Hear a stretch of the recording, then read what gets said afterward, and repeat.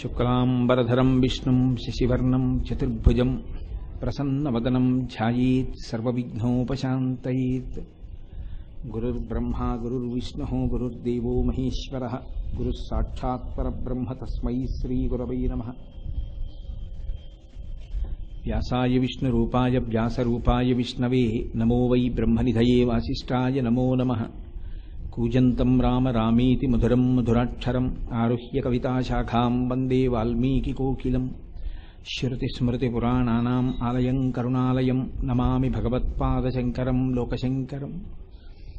శంకరం శంకరాచార్యం కేశవం బాదరాయణం సూత్రభాష్యకృతౌ వందే భగవంతౌ పునః పునః. వాగర్ధావివ సంపృక్తౌ వాగర్ధప్రతిపత్తయే జగతః పితరౌ వందే పార్వతీపరమేశ్వరౌ. సూక్తిం సమగ్రేతున స్వయమేవ లక్ష్మీః శ్రీరంగరాజమహిషీమధురైః కటాక్షైః. వైదగ్ధ్యవర్ణగుణగుంభనగౌరవైర్యాం కండూలకర్ణకుహరాः కవయోధయంతి. హైమోద్భపుండ్రమజహన్మకుటం సునాసం మందస్మితం మకరకుండలచారుగండం బింబాధరం బహుళదీర్ఘకృపాకటాక్షం శ్రీవేంకటేశముఖమాత్మని సన్నిధత్తాం. మనోజవం మరుతతుల్యవేగం జితేంద్రియం బుద్ధిమతాం వరిష్టం వాతాత్మజం వనరయూధముఖ్యం శ్రీరామదూతం శిరసా నమామి. ఆపదామపహర్తారం దాతారం సర్వసంపదాం లోకాభిరామం శ్రీరామం భూయో భూయో నమామ్యహం. నారాయణం నమస్కృత్య నరం చైవ నరోత్తమం దేవీం సరస్వతీం వ్యాసం తతో జయముదీరయేత్. హరి ఓం. పరమేశ్వర స్వరూపైన సభకి నమస్కారం.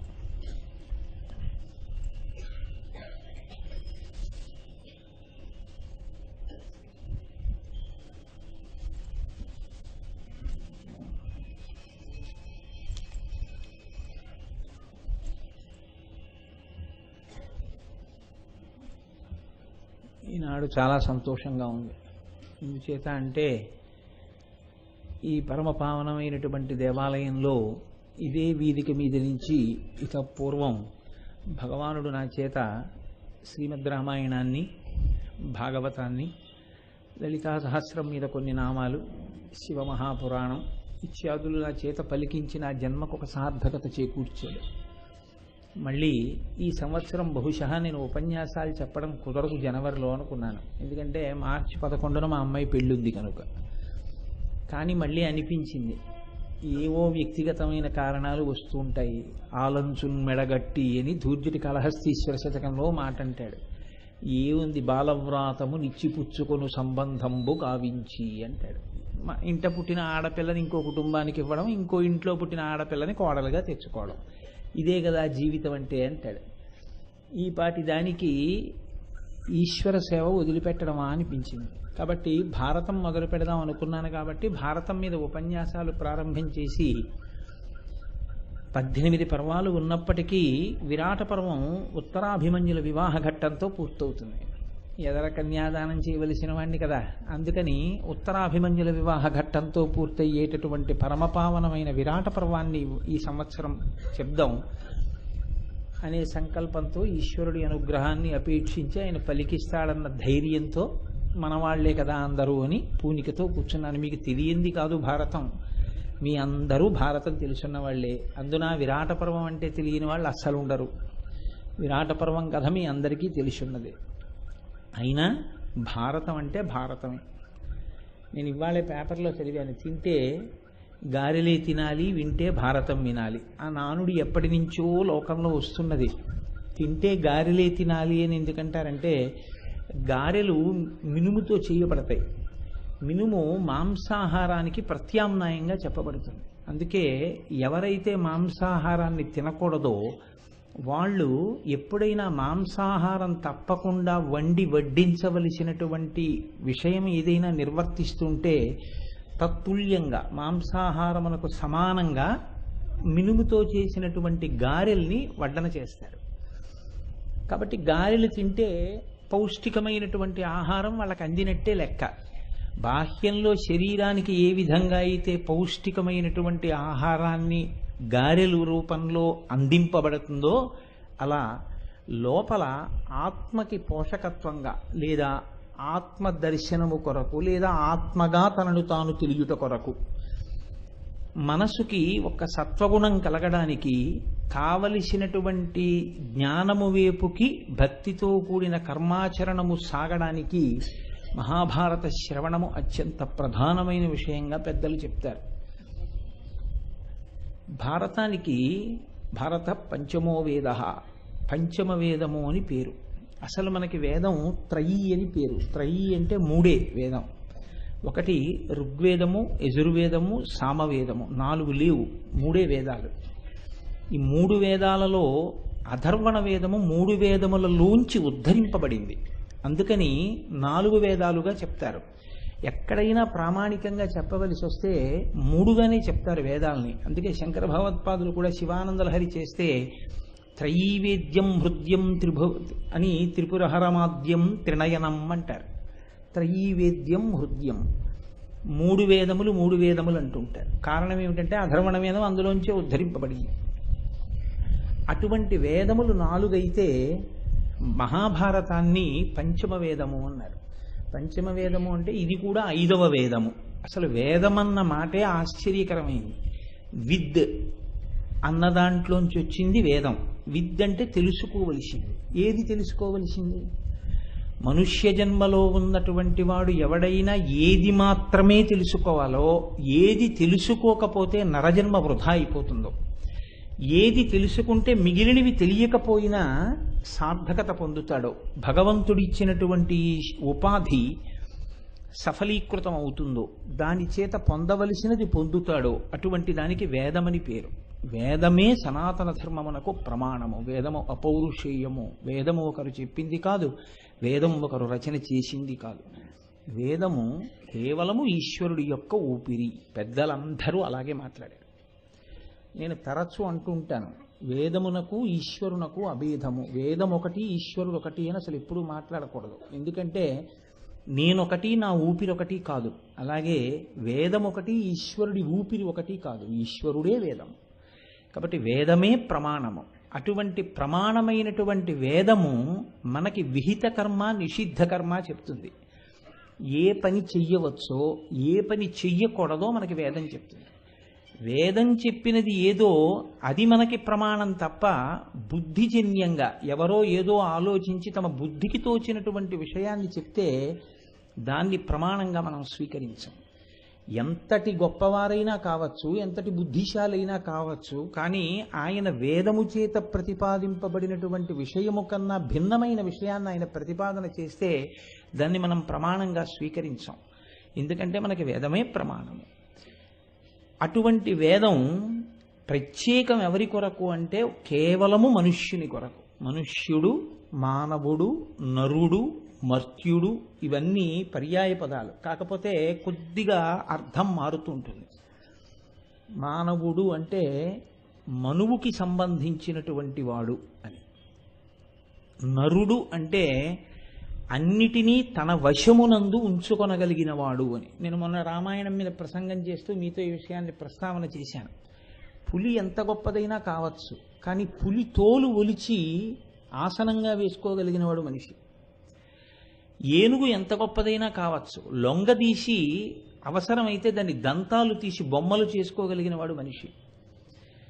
సముద్రం ఎంత గొప్పదైనా కావచ్చు, దాని మీద ఓడలో వెళ్ళగలిగిన వాడు మనిషి.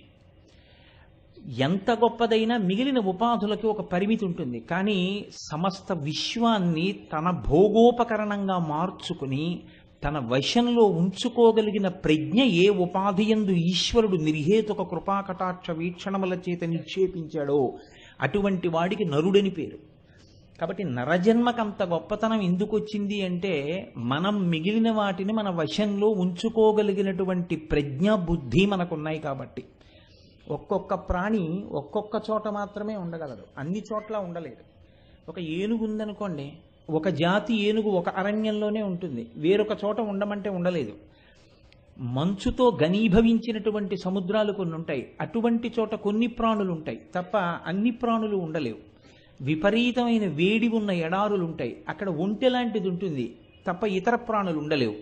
కానీ మనిషి మాత్రం ఎటువంటి వాతావరణం ఉన్న ఎక్కడైనా తాను ఉండగలడు, తనకు అనుకూలంగా మార్చుకుని. ఈ సమర్థత ఎవరి యందు ప్రకాశిస్తుందో వాణ్ణి నరుడు అంటారు. ఈ సమర్థత ఎవరిచ్చారు అంటే భగవంతుడే ఇచ్చాడు. భగవంతుడే ఇచ్చాడు కాబట్టి నరుడు నరుడని పిలుస్తారు. ఈ నరుడు మర్త్యుడు. ఇది పట్టుకుంటే భారతం యొక్క గొప్పతనం ఏమిటో మనకు అర్థం అవుతుంది.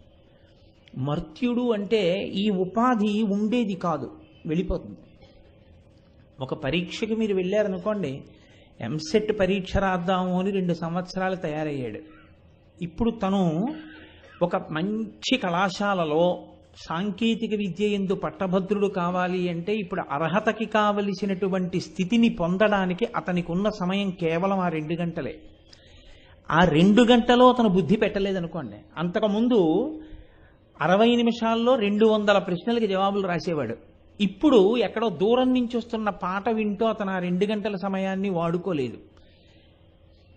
ఇప్పుడు అతను గొప్ప కళాశాలలో సాంకేతిక విద్యను అభ్యసించగలడా? కుదరదు. అసలు చదవడమే కుదరకపోవచ్చు. ఎందుకని అంటే ఏ 2 గంటల సమయము అమూల్యమో ఆ 2 గంటల సమయాన్ని అతను వాడుకోలేదు కాబట్టి ఆ ప్రయోజనాన్ని పొందలేడు. మర్త్యుడు అన్న మాటకి నరుడి అన్న మాటకి మధ్యలో ఉండే భేదం అలాగే ఉంటుంది. మర్త్యుడు అంటే ఎవ్వరికీ ఇవ్వనటువంటి ఉపాధిని నీకు ఇచ్చాడు ఈశ్వరుడు. ఇప్పుడు దీంతో ఎవరూ సాధించలేంది నువ్వు సాధించగలవు. అంటే నీవే ఈశ్వరుడవని తెలుసుకోగలవు. అద్వైతంలో కైవల్యమును పొందడం అంటే ఇక్కడే ఇప్పుడే నువ్వు జ్ఞానము చేత నీవే ఆత్మ అని తెలుసుకోవడం, జీవబ్రహ్మైక్య సిద్ధిని పొందడం. అది ఎవరు తెలుసుకోగలరు అంటే ఇతర ప్రాణులకు కుదరదు. ఆ జ్ఞానము ప్రకాశించగలిగినది కేవలము నరజన్మయంది. ఇప్పుడు ఇచ్చాడా లేదా? ఆ ఉపాధి ఇచ్చాడు, కానీ ఈ ఉపాధిని దానికి వాడుకోలేదనుకోండి, ఇతర ప్రయోజనాలకు వాడుకున్నాడు. ఇప్పుడు ఏమవుతుంది? ఈ ఉపాధి మళ్ళీ ఇస్తారని హామీ ఏమి ఉండదు మీకు. మీరు చేసిన పనుల బట్టి మళ్ళీ హీనోపాధుల్లోకి వెళ్ళిపోతాడు తప్ప మళ్ళీ నేను నరుడిగా పుడతానండి అలా ఏం హామీ ఉండదు. కాబట్టే మర్త్యుడు అంటారంటే ఇచ్చిన ఈ ఉపాధి పడిపోతుంది సుమా. రామకృష్ణ పరమహంస ఒక మాట చెప్తూ ఉంటారు, దేనికి మీకింత ఆతృత అని అడిగేవారు. ప్రతిరోజు నిద్ర లేవగానే ఆయన నేలకి తల వేసి కొట్టుకుని ఏడిచేవారు. దేనికి ఏడుస్తున్నావు మామయ్య అని అడిగాడు. నా జీవిత కాలంలో ఇంకొక రోజు అయిపోయిందిరా, నాకు అమ్మవారి దర్శనం అవ్వలేదనేవారు. అటువంటి పరమహంస మహాపురుషుడు అమ్మవారి అనుగ్రహంతో ఆ జ్ఞానసిద్ధిని పొంది ప్రకాశించిన తరువాత వారు ఒక మాట చెప్తూ ఉండేవారు. ఒక నీటి ఒడ్డున, ఒక నది ఒడ్డున ఒక వ్యక్తి నిలబడి ఉన్నాడు. అతని దగ్గర ఒక మంచి పడవ ఉంది. ఎవరో వచ్చి చెప్పారు, 2 గంటల సమయం ఉంది, పైన ఎగువన విపరీతమైన వర్షాలు పడ్డాయి, ఆనకట్ట తలుపులు ఎత్తేశారు, వరద నీరు వచ్చేస్తోంది, 2 గంటలలో మీరు కానీ నదిని దాటి అదిగో అవతల ఒడ్డుకి వెళ్ళిపోకపోతే ఇక మీరు ఈ నదిని దాటలేరు. ఆ తర్వాత ఇక వరద వచ్చేస్తుంది. వరద వచ్చేసిందా, మీరు దాటడానికి ఏది మీకు ఉపకరణమో ఆ పడవ అక్కడ ఉంటుందని నమ్మకం లేదు. వరదలో పడవ కూడా కొట్టుకెళ్ళిపోతుంది. పడవ కొట్టుకెళ్ళిపోకుండా ఎప్పుడు ఉపయోగపడుతుంది? ఆ వరద రాకముందే. మీరు పడవని నీటి యందు నడపగలరు. ఇప్పుడు మీరు గబగబా పడవెక్కి వెళ్ళిపోండి అన్నారు.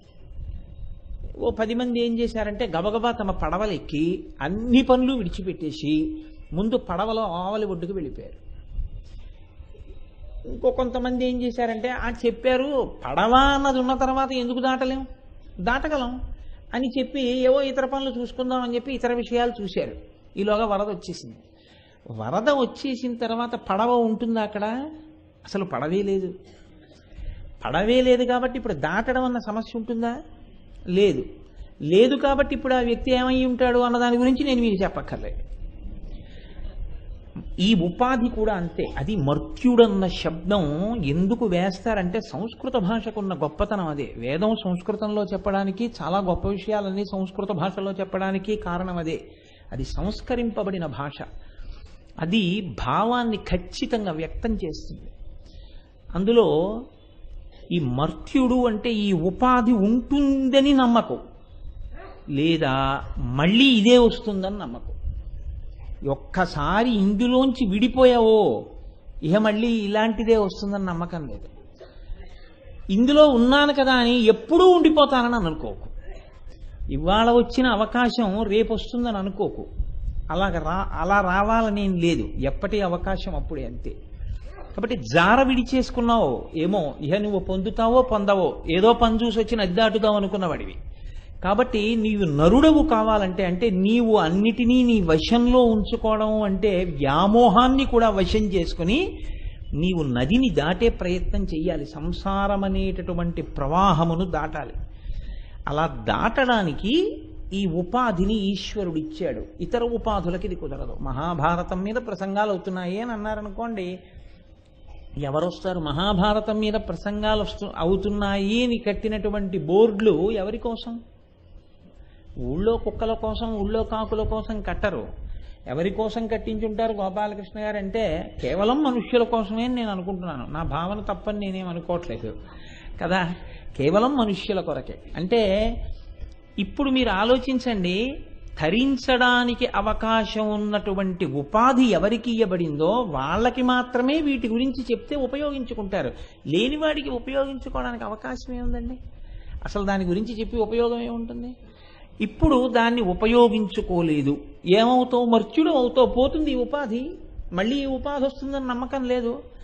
అయితే తరించడానికి భారతం ఏం చెప్తుందండి మాకు అంటే, ఎప్పుడైనా జ్ఞాపకం పెట్టుకోండి, శ్రీరామాయణం చెప్పిన, భాగవతం చెప్పిన, భారతం చెప్పిన, వేదం చెప్పిన, సనాతన ధర్మమునందు ఏది చెప్పినా దాని పేరే అది. చివర ధర్మమే చెప్తుంది. ధర్మమే అంటే అదే పడవ. ధ్రియతేవా జనైరితి ధర్మం అంటుంది అమరకోశం. మీరు ఏది పట్టుకుంటే దాటతారో అది మీకు చెప్పాలి. ఏమండి మీకు ₹1,00,000 ఇస్తానండి, మీరేం బెంగెట్టుకోకండి, నది దాటేద్దరుగానంటే ఎలా దాటేస్తారు? ₹1,00,000 ఇస్తే దాటేస్తారా? కుదరదు. మీకెందుకు కడుపు నిండా షడ్రసోపేతమైన భోజనం పెడతాం, మీరు దాటలేరు. మీకెందుకో 2 గంటలు నిద్రపోండి హాయిగాను, దాటలేరు. మీకు పడవనిస్తాం, దాటేయగలరు. దాటడానికి ఏది ఉపయోగమో అది చెప్పాలి. కేవలం ఈ ఉపాధి ఉంటే సరిపోదు. ఈ ఉపాధికి ఏది లోపల నుంచి ఆలంబనంగా రావాలంటే దీన్ని నడిపించడానికి ధర్మము ప్రచోదనం కావాలి, ధర్మము తెలియాలి. తెలిస్తే సరిపోతుందా? పట్టుకోవాలి. ధర్మాన్ని పట్టుకొని, ధర్మాన్ని పట్టుకోవడం అంటే ధర్మాన్ని అనుష్ఠించడం. నీవు దాన్ని ఆచరణలోకి తీసుకురావాలి. ధర్మాన్ని ఆచరణలోకి తీసుకురావడం అంటే నువ్వు పడవలో కూర్చోవడం. ఇప్పుడు నువ్వు పడవలో కూర్చుంటే కింద నీరుంటే నీకేం బెంగ, హాయిగా వెళ్ళిపోతావు అంతే. ధర్మాన్ని పట్టుకుంటే నువ్వు వెళ్ళిపోగలవు. ఇప్పుడు ఆ ధర్మము యొక్క స్వరూపాన్ని చూపించాలి. ఈ ధర్మము యొక్క స్వరూపాన్ని చూపించడానికి వచ్చిన ఇతిహాసము మహాభారతము. శ్రీరామాయణం కానీ మహాభారతం కానీ ఇతిహాసములు. ఇతిహాసము అన్న మాటకు అర్థం ఏంటంటే, ఇతి అంటే ఇది, అసం జరిగినది, హా అలాగే, ఇంకొకలా జరిగిందని అనుకోకు, ఇది అలాగే జరిగింది. అందుకే మహాభారత పాత్రలు అన్న మాట ఎప్పుడు అనకూడదు. మహాభారత పాత్ర అంటే అర్థం ఏంటో తెలుసండి, ఎవరో ఆ వేషం వేశారని. నేను ధర్మరాజు గారి గురించి చెప్తూ ధర్మరాజు గారి పాత్ర అండి అన్నాను అనుకోండి, ఏదో పొరపాటున ఎక్కడో ఏదో ఉపన్యాస ధోరణిలో ఎక్కడైనా ఓ మాటగా వస్తే రావచ్చు, అది వేరు. కానీ లోపల భావన యందు మాత్రం ఎలా ఉండాలంటే, ధర్మరాజు గారిది పాత్ర కాదు, అది కల్పితమై ఎవరో రచన చేస్తే అందులోంచి ఉద్భవించినటువంటి ఒక పాత్ర కాదది. అది యథార్థము, అది అలా జరిగింది. అది అలా జరిగిందండి ఎలా తెలుసండి? అది అలా జరిగిందని చెప్పినవాడు ఎవడో, వాడు ఆ కాలమనందుండి చూసి చెప్తున్నవాడు. మహాభారతాన్ని మనకు అందించిన వాడు వ్యాస భగవానుడు. వ్యాస భగవానుడు భారత కాలమనందున్నాడు. ఆయన కూడా భారతంలో అంతర్భాగం. ఆయన కూడా పాండవ వంశం అభివృద్ధిలోకి రావడానికి వ్యాసుని యొక్క ప్రధానమైన పాత్ర ఉంది. కాబట్టి ఇతిహాసం అంటే ఇది ఇలాగే జరిగినది. నువ్వు ఇంక అందులో ఏం అనుమానం పెట్టుకోకు, ఇలా జరిగిందా అండి అని నువ్వు కొత్తగా ప్రశ్న వెయ్యక్కర్లేదు, అది అలాగే జరిగినది. కాబట్టి ఇతిహాసం. ఇక ఋషిని నేను శంకిస్తానండి, నీ ప్రారంధాన్ని మార్చగలిగిన వాడు లోకంలో ఉంటాడు. కాబట్టి ఇప్పుడు అది అలా జరిగినది, అది అలా జరిగితే ఏమవుతుంది? అది అలా జరిగినది అన్నప్పుడు అది చరిత్ర కాదు. ఏదో వాళ్ళు ఇలా జరిగిందండి అయిపోయిందండి అంటే కుదరదు. వాళ్ళు అలా చేస్తే ఏమైందో, ఎవరి అండ కలిగిందో, ఎవరి అండ దొరకలేదో, దొరకకపోతే ఏమయ్యారో, దొరికితే ఏమయ్యారో, ఏది పట్టుకుంటే వృద్ధిలోకి వచ్చారో, ఏది పట్టుకుంటే పాడైపోయారో మీకు బోధ జరుగుతుంది. అందులో కేవలము జరుగుతున్నటువంటి సంఘటనలని చెప్పినప్పుడు మీరు పట్టుకోలేరేమోనని పెద్దలైనటువంటి మహాపురుషులు శరీరాన్ని విడిచిపెట్టేశారనుకోండి, ఇక బోధ దొరకదు మీకు. భగవాన్ రమణుల్ని ఒకానొకప్పుడు ఒక వ్యక్తి వెళ్ళి ఒక ప్రశ్న వేశాడు. మీరు అరుణాచలం కొండ మీద ఉంటారు, మీరు ఎక్కడికి రారు. కాకినాడ రెండోసారి అంటే మీరు రారు, పక్కనున్న తిరుపతి రెండంటే మీరు రారు, మీరు ఎక్కడికి వెళ్ళరు. మీ దగ్గరికి ఎవరైనా వస్తే మీరు మాట్లాడతారని నమ్మకం ఏం లేదు, మౌనంగా ఉంటారు. మీరు ఉండి ఏమిటి ప్రయోజనం అని అడిగాడు. ఎప్పుడూ మాట్లాడని రమణులు వెంటనే ఒక మాట అన్నారు, ఒక గురువు శరీరంలో ఉండడమే లోకానికి ప్రయోజనం అన్నారు. శరీరంలో ఉన్నాడు కనుక గురువు మాట్లాడతాడు, ఎప్పుడో అప్పుడు మాట్లాడతాడు. ఇప్పుడు ఆయన మాట్లాడితే ఏమవుతుంది? లోకానికి ఒక ప్రయోజనం కలుగుతుంది, కాలంతో సంబంధం ఉండదు. ఇక యుగాలు మారిపోయినా ఆ వాక్కు ఏదైతే ఉందో అది అగ్నిహోత్రమై అది అజ్ఞానాన్నంతటినీ కూడా కాల్చేసి మనిషి ఏ పథంలో ప్రయాణం చెయ్యాలో, ఈ ఉపాధి ఎందుకు వచ్చిందో, దీంతో ఏది చెయ్యొచ్చో ఏది చేయకూడదో, ఏది చెయ్యకూడనిది చేస్తే పాడైపోతావో, ఏది చేస్తే అభ్యున్నతిలోకి వస్తావో గురువు మాట్లాడతాడు. ఆ గురువు యొక్క మాటలు అమూల్యములు, అవి దొరికేటటువంటివి కావు. ఇక మీరు దాన్ని విలువ కట్టి చెప్పడం కుదరదు లోకంలో. అటువంటివన్నీ ఇతిహాస రూపమైన భారతంలో కేవలము సంఘటనల పరంపరగా వచ్చినటువంటి విషయమే కాకుండా మీకు ఈ బోధ కనపడుతుంది. అందుకే మీకు భగవద్గీత, అనుగీత, సనత్సుజాతీయం ఇవన్నీ మహాభారతంలో అంతర్గతంగా వస్తాయి. యుద్ధపర్వంలో భగవద్గీత వచ్చింది, అలాగే అనుగీత వచ్చింది, అలాగే ఉద్యోగ పర్వంలో సనత్సుజాతీయం వచ్చింది. ఇవన్నీ వింటే ఏమవుతుంది అంటే కేవలము జరుగుతున్నటువంటి సంఘటనల వలన ధర్మాధర్మములను పట్టుకోగలిగినటువంటి ప్రజ్ఞ కించెత్తు తక్కువైనా ఆ పాత్ర తిన్నగా మాట్లాడినప్పుడు ఆచార్య స్థానంలో కూర్చుని మాట్లాడుతుంటే అదొక్కటి చదివితే చాలు శాంతికారకం. మీకు నేను ఈ మాట అన్నాను కాబట్టి ఒక మాట చెప్తాను. అంత పెద్ద యుద్ధం జరిగింది, కురుక్షేత్ర యుద్ధం. అప్పటి వరకు యుద్ధం ఎందుకు చేశారు? దుర్యోధనుడు తమ రాజ్యం తమకు ఇవ్వట్లేదు కాబట్టి.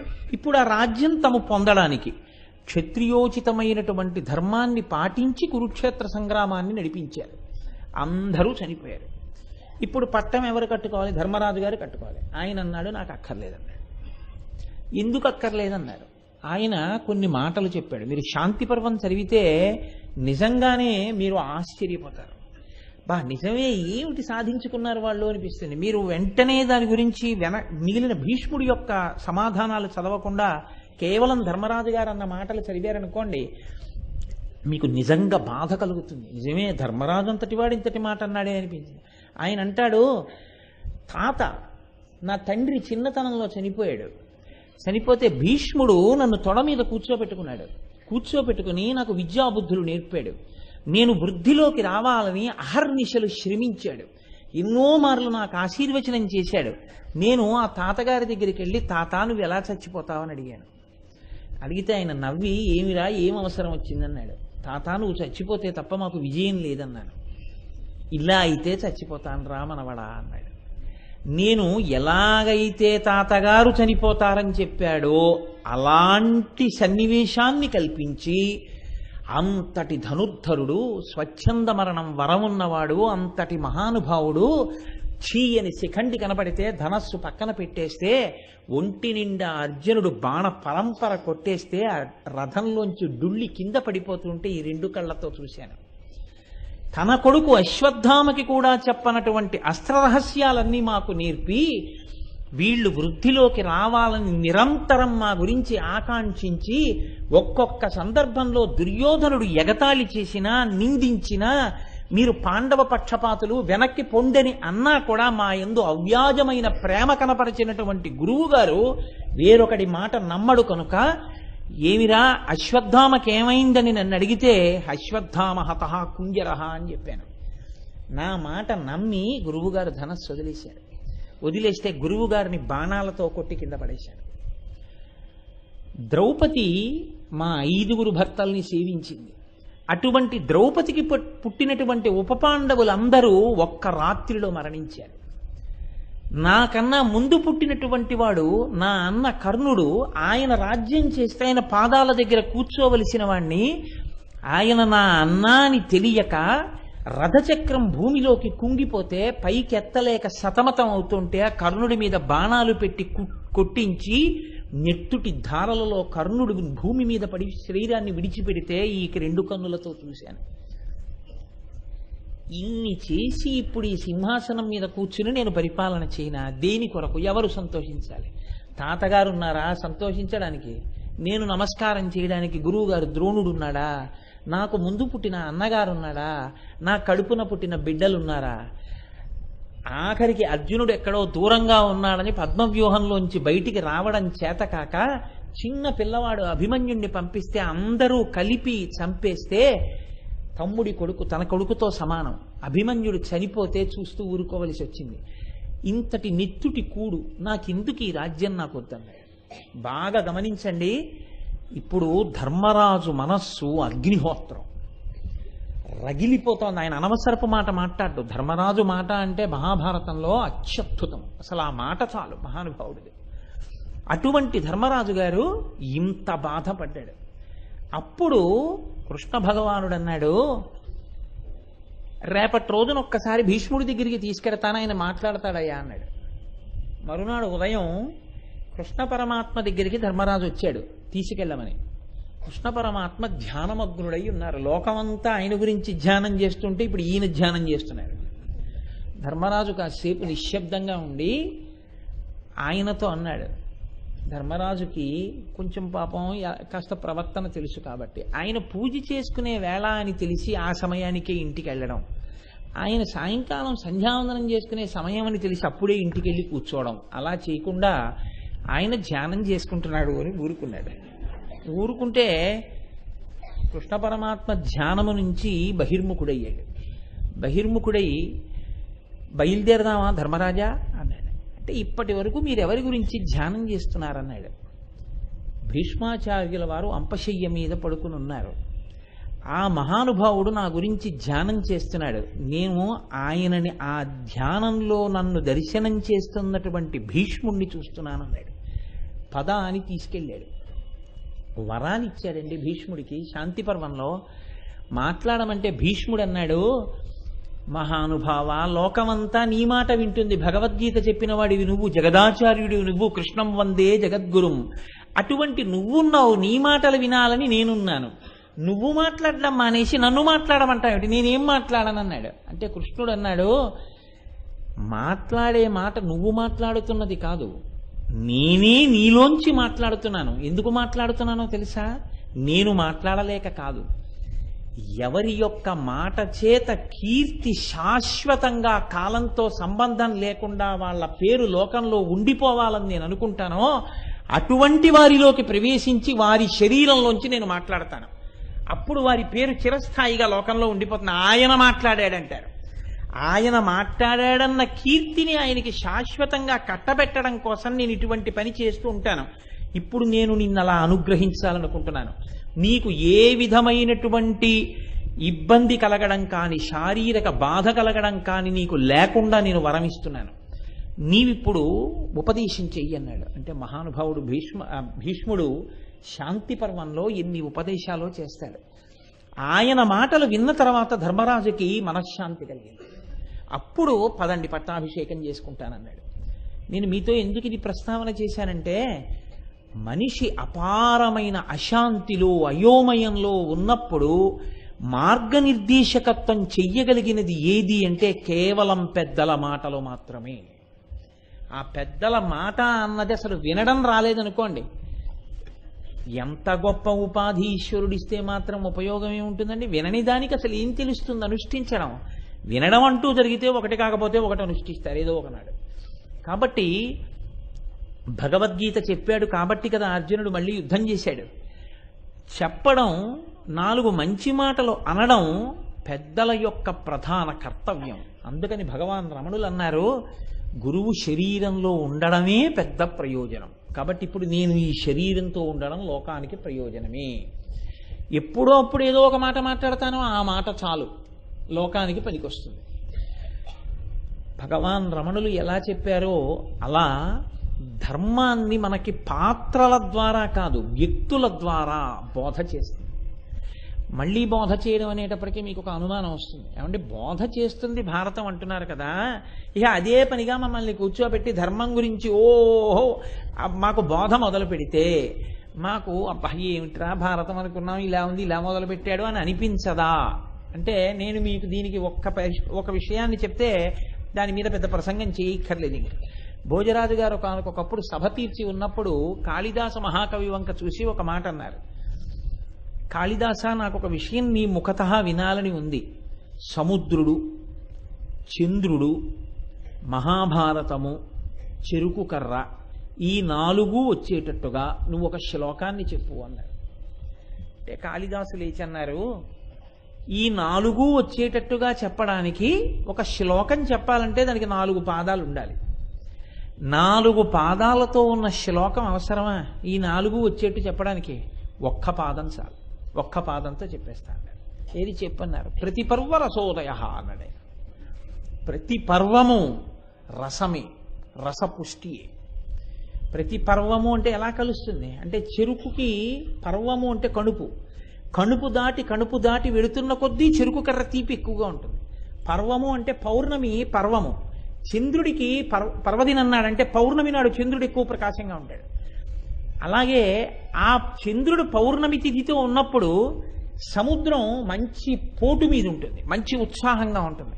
భారతం ఒక్కొక్క పర్వం దాటుతున్న కొద్దీ, ఒక్కొక్క పర్వం వింటున్న కొద్దీ పరమ సంతోషంగా ఉంటుంది. కాబట్టి ఇప్పుడు ధర్మం చెప్పడం అంటే కేవలం ఏదో అవతల వాడికి అయ్య బాబో ఇన్ని జ్ఞాపకం ఉంటాయా అనే రీతిలో కాకుండా అత్యద్భుతమైనటువంటి ఇతిహాస రూపంలో తీసుకొచ్చి వేదము చేత ప్రతిపాదింపబడినటువంటి సమస్త ధర్మాన్ని మహానుభావుడు వ్యాసుడు మహాభారతమునందు నిక్షేపించాడు. అటువంటి భారతం, ఆ భారతం గురించి పెద్దలు ఒక మాట అంటారు, దానికి భారతం అన్న పేరే ఎందుకు పెట్టాలి? ఒక పేరు పెట్టారు అంటే దానికి ఒక అర్థం ఉంటుంది కదండి. రామాయణము, దానికి ఏదో ఈ అర్థం ఉంటుంది అని మనం అనుకున్నాం కదా. అలా భారతము, అబ్బో పెద్దలు అనుభవించి దాన్ని ఎన్ని రీతుల చెప్పారు. బిభక్తి సర్వమితి భారతం అన్నారు. అసలు భారతము సర్వమును కలిగి ఉన్నది.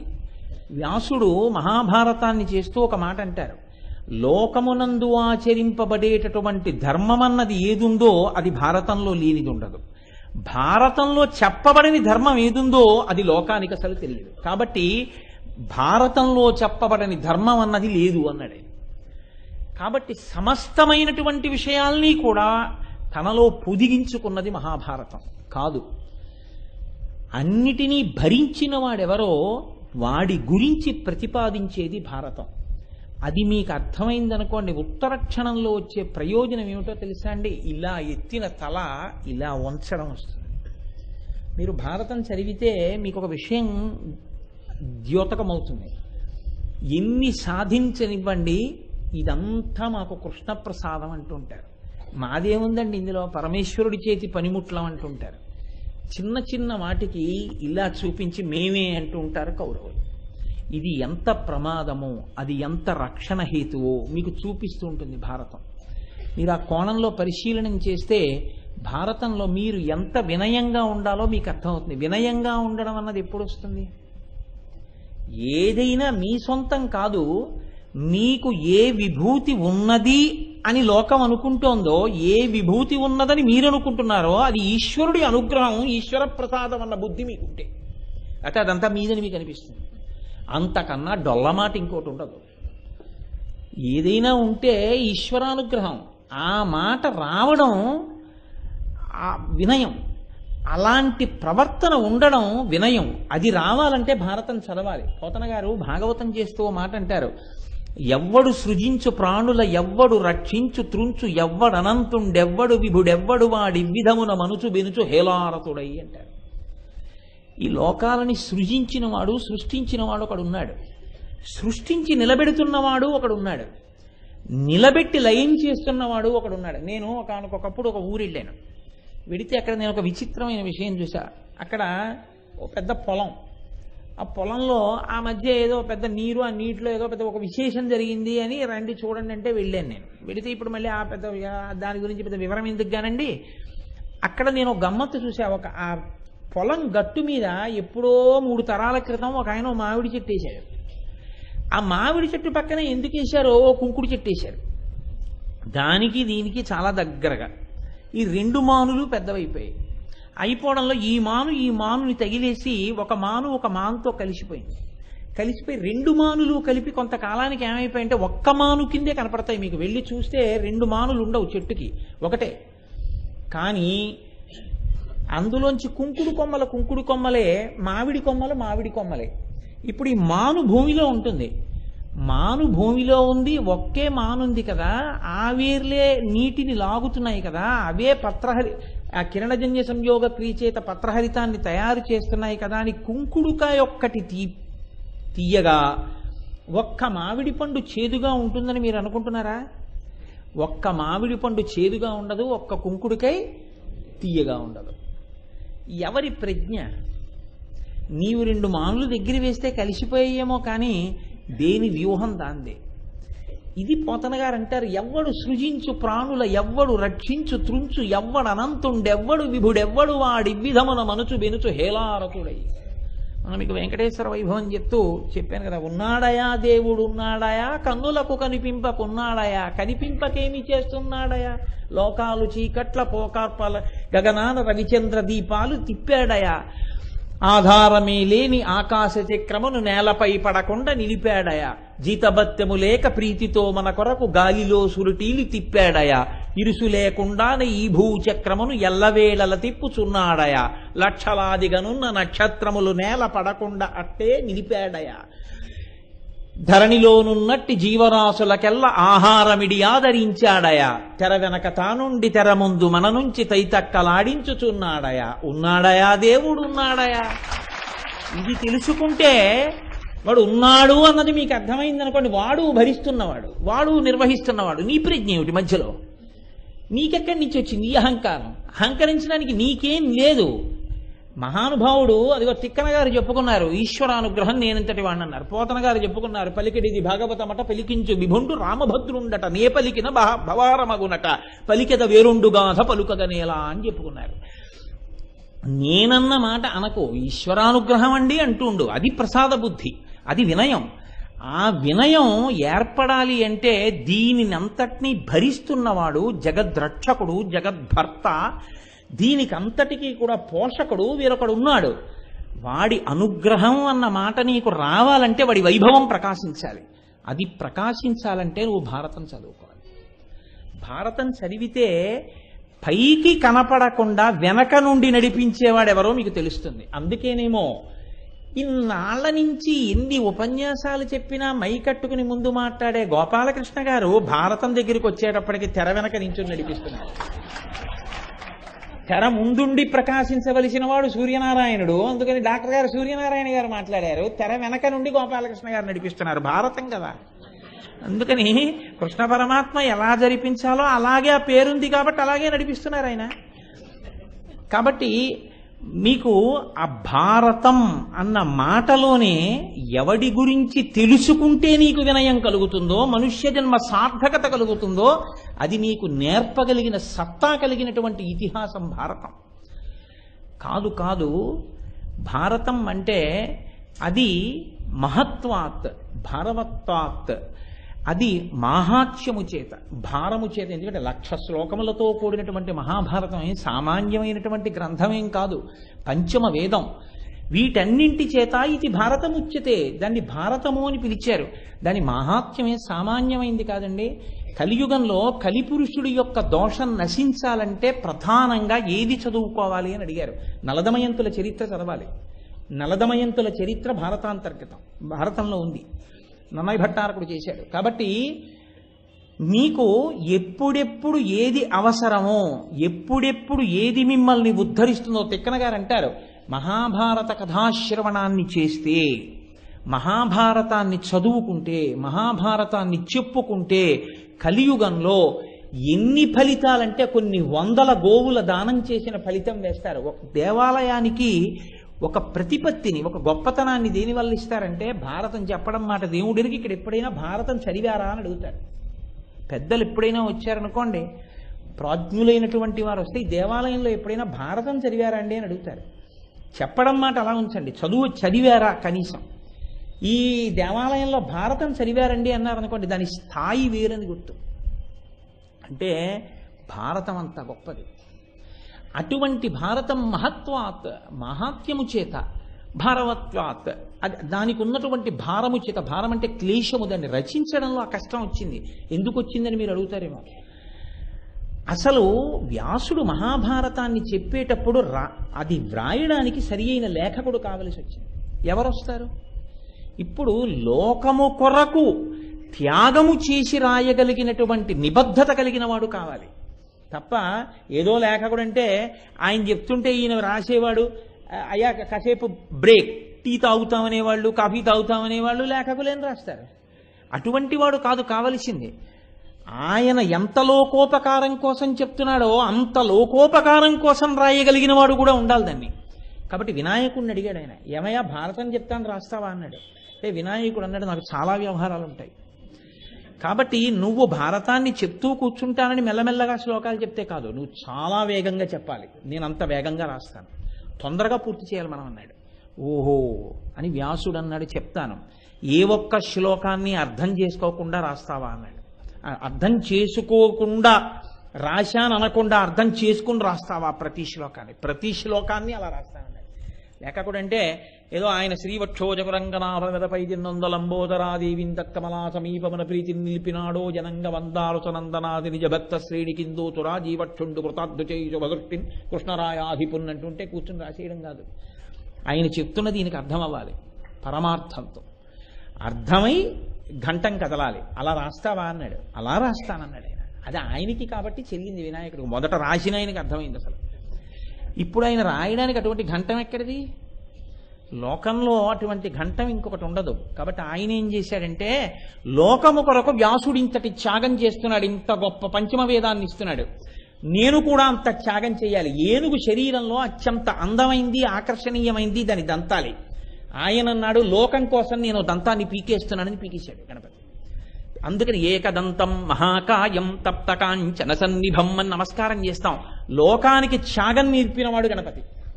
ఆయన ఈ దంతాన్ని ఊడబెరికి మహాభారత రచన చేశాడు. కాబట్టి మహాభారతం అంటే భారవత్వాత్తని ఏం ముట్టినే అనలేదు ఆ మాట. అది రచన చేయడంలో అంత పెద్ద క్లీశం ఉంది. దాన్ని చెప్పేవాడంత సమర్థుడు, దాన్ని రాసేవాడు కూడా అంత సమర్థుడు. అంత గొప్ప రచన చేశారు. ఇప్పుడు ఇంత గొప్ప రచన చేసి భారతం లోకంలోకి వచ్చింది. కానీ భారతం లోకంలోకి రావడానికి, భారతము అన్న పేరుతో దాన్ని పిలవడానికి ఉన్నటువంటి ప్రధానమైన లక్ష్యములు మనకు అర్థం కాకుండా ఏదో భారతం విన్నామని వింటే ప్రయోజనం తక్కువగా ఉంటుంది. కాబట్టి మొదటి ఉపన్యాసంలో నేను దాని గురించి కొంత స్పృశించవలసి ఉంటుంది తప్పకుండా. భారతము అన్న మాటకి పెద్దలు ఒక రహస్యాన్ని చెప్తారు. భరతుడు అంటే నటుడు అని ఒక అర్థం. నటుడెవరు లోకంలో? అసలు మొట్టమొదట ప్రపంచంలో నటుడెవరు అంటే పరమేశ్వరుడే మొదటి నటుడు. నటుడంటే ఎవరండి? తన యొక్క సహజమైన స్వరూపాన్ని, తన యొక్క సత్యమైన స్వరూపాన్ని పైకి కనపడకుండా దాచి, తాను వేరొకటిలా కనపడేటట్టు చేసి, తన యొక్క అసలు స్వరూపంతో తాదాత్మ్యత పొందకుండా చూసేవాణ్ణి, వినేవాణ్ణి తను నటిస్తున్న దాంతో విడతీసేసి, తను ఎలా నటిస్తున్నాడో ఆ నటన చేత అవతలవాడు సంతోషాన్నో దుఃఖాన్నో పొందేటట్టు చెయ్యగలిగిన ప్రజ్ఞని ప్రకటించగలిగిన వాడికి నటుడని పేరు. అంటే నేను ఇప్పుడు దీన్నో ఉదాహరణలో చెప్తే అర్థమవుతుంది మీకు. ఎందుకంత పెద్ద అల్లరి, అంతంత వాక్యాలని మీరు అనొచ్చు. ఒక మహానటుడు అన్నాను అనుకోండి, ఆయనకి కోటీశ్వరుడు. ఆయన ఏదో 4 వస్తువులు కొనుక్కోవాలంటే విమానంలో సింగపూర్ ఎడతాడు. ఆయనకి ఎన్ని కోట్లు ఉన్నాయో ఆయనకే తెలియదు. ఆయన పొద్దున్న తింటే రాత్రికి అన్నం దొరకని వాళ్లే. ఆఖరికి వెళ్ళి ఎవరో ఒక ఎంగిలి విస్తరాకు గోడ మించి బయట పారేస్తే ఆకలికి తాళలేక ఇంకా వెళ్ళి ఆ విస్తరాకులో ఉండిపోయిన 4 మెతుకులు తిందామని పెంట కుప్ప మీదకి ఎగబడితే కుక్కలు కలియబడి ఆయనని కరిచేసినట్టు, నెత్తురు కారుతూ ఏడుస్తూ అన్నం లేక స్పృహ తప్పి పడిపోయినట్టు మనం గబగబా 50 రూపాయలు టికెట్ పెట్టుకుని జేబు రుమాళ్ళు తీసి కళ్ళు ఒత్తేసుకుంటాం. ఆయన ఎవరు? ఆయనేం పెంట కుప్పల మీద పడి అలా విస్తరాకుల్లో అన్నం తినేవాడు ఏం కాదు. ఆయన నిజ జీవితంలో కోట్లకు పడగలెత్తినవాడు. మరి మీరెందుకు ఏడుస్తున్నారు? అంటే ఆయన అసలు కోటీశ్వరుడు అన్న విషయాన్ని మరుగుపరచి అది మీకు గుర్తు రాకుండా చేసి అన్నం లేని వాళ్ళే కనిపించేటట్టుగా ప్రజ్ఞని బయటపెట్టాడు. ఇప్పుడు ఆ ప్రజ్ఞకి మీరు తాదాత్మ్యత పొంది అయ్యో పాపం అన్నం లేదండి వాడికని ఏడుస్తున్నారు.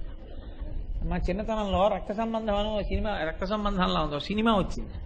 ఆ రోజుల్లో పేపర్లలో కార్టూన్ వేశారు. ఏమిటి సినిమా హాల్ తలుపుల్లోంచి నీళ్లు వస్తున్నాయి బయటకంటే లోపల రక్త సంబంధం సినిమా అవుతుంది. అలా ఎందుకు ఏడవడం అంటే నటుడి యొక్క ఆ పాత్ర పోషణ చేత తాదాత్మ్యత. ఈ నటనకి ముందు అసలు ఆద్యుడు ఎవరో తెలుసా అండి? ఈశ్వరుడే. ఎందుకో తెలుసా? ఈశ్వరుడు నటుడు అంటే తాను ఆయన నటరాజు కాదండి. ఒక ఆయన రంగరాజు, రంగస్థలం మీద ఎక్కేవాడు నటుడు కాడేంటి? రంగరాజు అంటే రంగస్థలం మీద ఎక్కి కూర్చున్నాడు. ఇంకో ఆయన అసలు సహజంగా నటరాజు. ఆయన పేరే నటరాజు. ఆయనకి నమస్కారం చేస్తే తప్ప ఎవరు నాట్యం చేయకూడదు, నృత్యం చేయకూడదు. కాబట్టి ఆయనే మహానటుడు, నటరాజు. ఇంకా మళ్ళీ కొత్తగా ఆయనకేం బిరుది ఇవ్వక్కర్లేదు. ఆయన అసలు వస్తూనే ఆ పదవితోనే వచ్చాడు, ఆ పేరుతోనే వచ్చాడు ఆయన. కాబట్టి ఇప్పుడు ఆయన నటిస్తాడు. ఎలా నటిస్తాడు? అసలు తెలియకుండా నటిస్తాడు. అసలు తెలియకుండా నటించడం అంటే పెద్ద విశేషం ఏం లేదండి, చాలా తేలిక. మీరందరూ జ్ఞానులు, మీకు తెలుసు. ఒక కుండ ఉందనుకోండి, నామరూపములు ఆధ్యాత్మిక విద్య యందు మాయగా నటన. మీరు బాగా గుర్తుపెట్టుకోండి. మాట మాయ అంటే ఏమిటండి? మాయ అంటే ఏమిటండి అంటారు. మాయ అంటే తలబదలు కొట్టుకోకర్లేదు. నామము రూపము మాయ. ఎందుకో తెలుసా అండి? నేను కుండ అన్నాను అనుకోండి, ఏమంటే కుండ అన్నాను అనుకోండి, మీకు గరిట కనబడుతుందా మనసులో?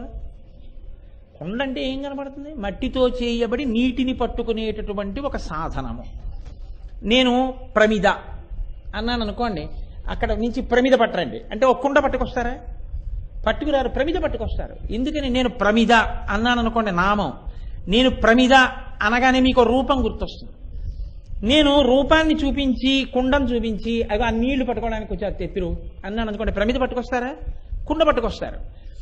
నేను రూపాన్ని చెప్తే నామం గుర్తొస్తుంది, నామాన్ని చెప్తే రూపం గుర్తొస్తుంది. అసలు అది కుండ, అది నీళ్లు పట్టుకోవడానికి పనికొచ్చేది మాత్రమేనా? రెండూ కాదు, మట్టి.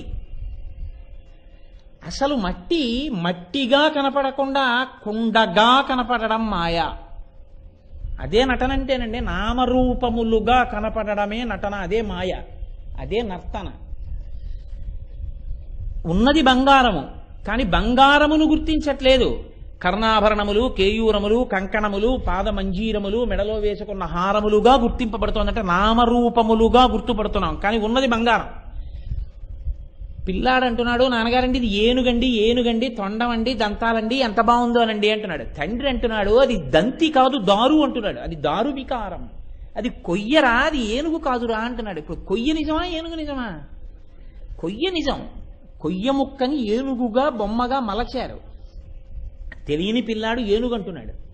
తెలుసున్న తండ్రి అంటున్నాడు, అది కొయ్యరా అంటున్నాడు. కొయ్య ఏనుగుగా కనపడడం నటన. బంగారము నామరూపములుగా ఆభరణములుగా ప్రకాశించడము నటన. మట్టి కుండలుగా, ప్రమిదలుగా, పాలికలుగా మీకు కనపడడం నటన. పాత్రలుగా మారుతూ ఉండడం. ఒక్కటిగా ఉన్నటువంటి ఈశ్వరుడు అనేకముగా కనపడడం నటన. దీన్నే ఎంత చమత్కారమైన మాట అంటారో తెలుసా అండి? ఏ మహానుభావుడు నర్తన చేస్తే ఈయనే ఇదంతా అని తెలుసుకోవడం ఎన్ని సంవత్సరాలు బ్రతికినా పట్టుకోలేడో ఆయనే నటరాజు. అసలు రహస్యం అది. 90 ఏళ్ళు బతికాడు, 80 ఏళ్ళు బతికాడు. ఏమిటి కనపడింది అంటే, బతికిన నాళ్ళు ఏం కనపడిందంటే వాళ్ళందరూ కనపడ్డారు, నీ కనపడ్డారు. వాళ్ళ రూపంలో నా రూపంలో ఉన్నది ఒక్కటే అని నాకు కనపడుతోందన్నవాడు ఎవడైనా ఉంటే వాడు ధన్యాత్ముడు. అలాంటి వాడు జ్ఞాని. వాడు కోట్ల కోట్ల కోట్ల మందిలో ఒక్కడు ఉంటాడు. కాబట్టి ఇప్పుడు ఆయన స్వరూపం అందరికీ అర్థం కాదు. అలా అర్థం కాకపోతే ఆయన నటరాజు. ఆయన కన్నా నటుడు వేరొకడు లేడు. ఇప్పుడు ఆ నటుని యొక్క యథార్థ స్వరూపాన్ని మీకు ప్రకాశింపచేసేదైతే ఇవన్నీ కాదురా, ఈ నామరూపాలు కాదురా, నామరూపాల వెనకాతల ఉన్న తత్వమేదో తెలుసుకోని మీకు చెప్పగలిగిన సమర్థతతో కూడినటువంటి విషయమును లోపల పెట్టుకుని ఉన్నదైతే దానికి భారతమని పేరు. అంటే భరతుణ్ణి గురించి చెప్పింది, అంటే నటుడి యొక్క విన్యాసాన్ని ఆవిష్కరించింది. అందుకని అందుకే అంటారు, నర్తకుని భంగి పెక్కగు మూర్తులతో ఎవ్వడాడు, మునులు దివిజులున్ కీర్తింపనేరెవరిని ఒరులు ఎరుంగరు అట్టివాని నుతింతున్ అన్నారు. అది నటన అంటే. ఆయన ఎటువంటి వాడు అంటే ఒక్కడే ఉంటాడు, పెక్కు మూర్తుల కింద అనేక మందిలా కనపడుతుంటాడు. కానీ అనేక మందిలా ఉన్నవాడేం కాదు, ఉన్నది ఆయన ఒక్కడే.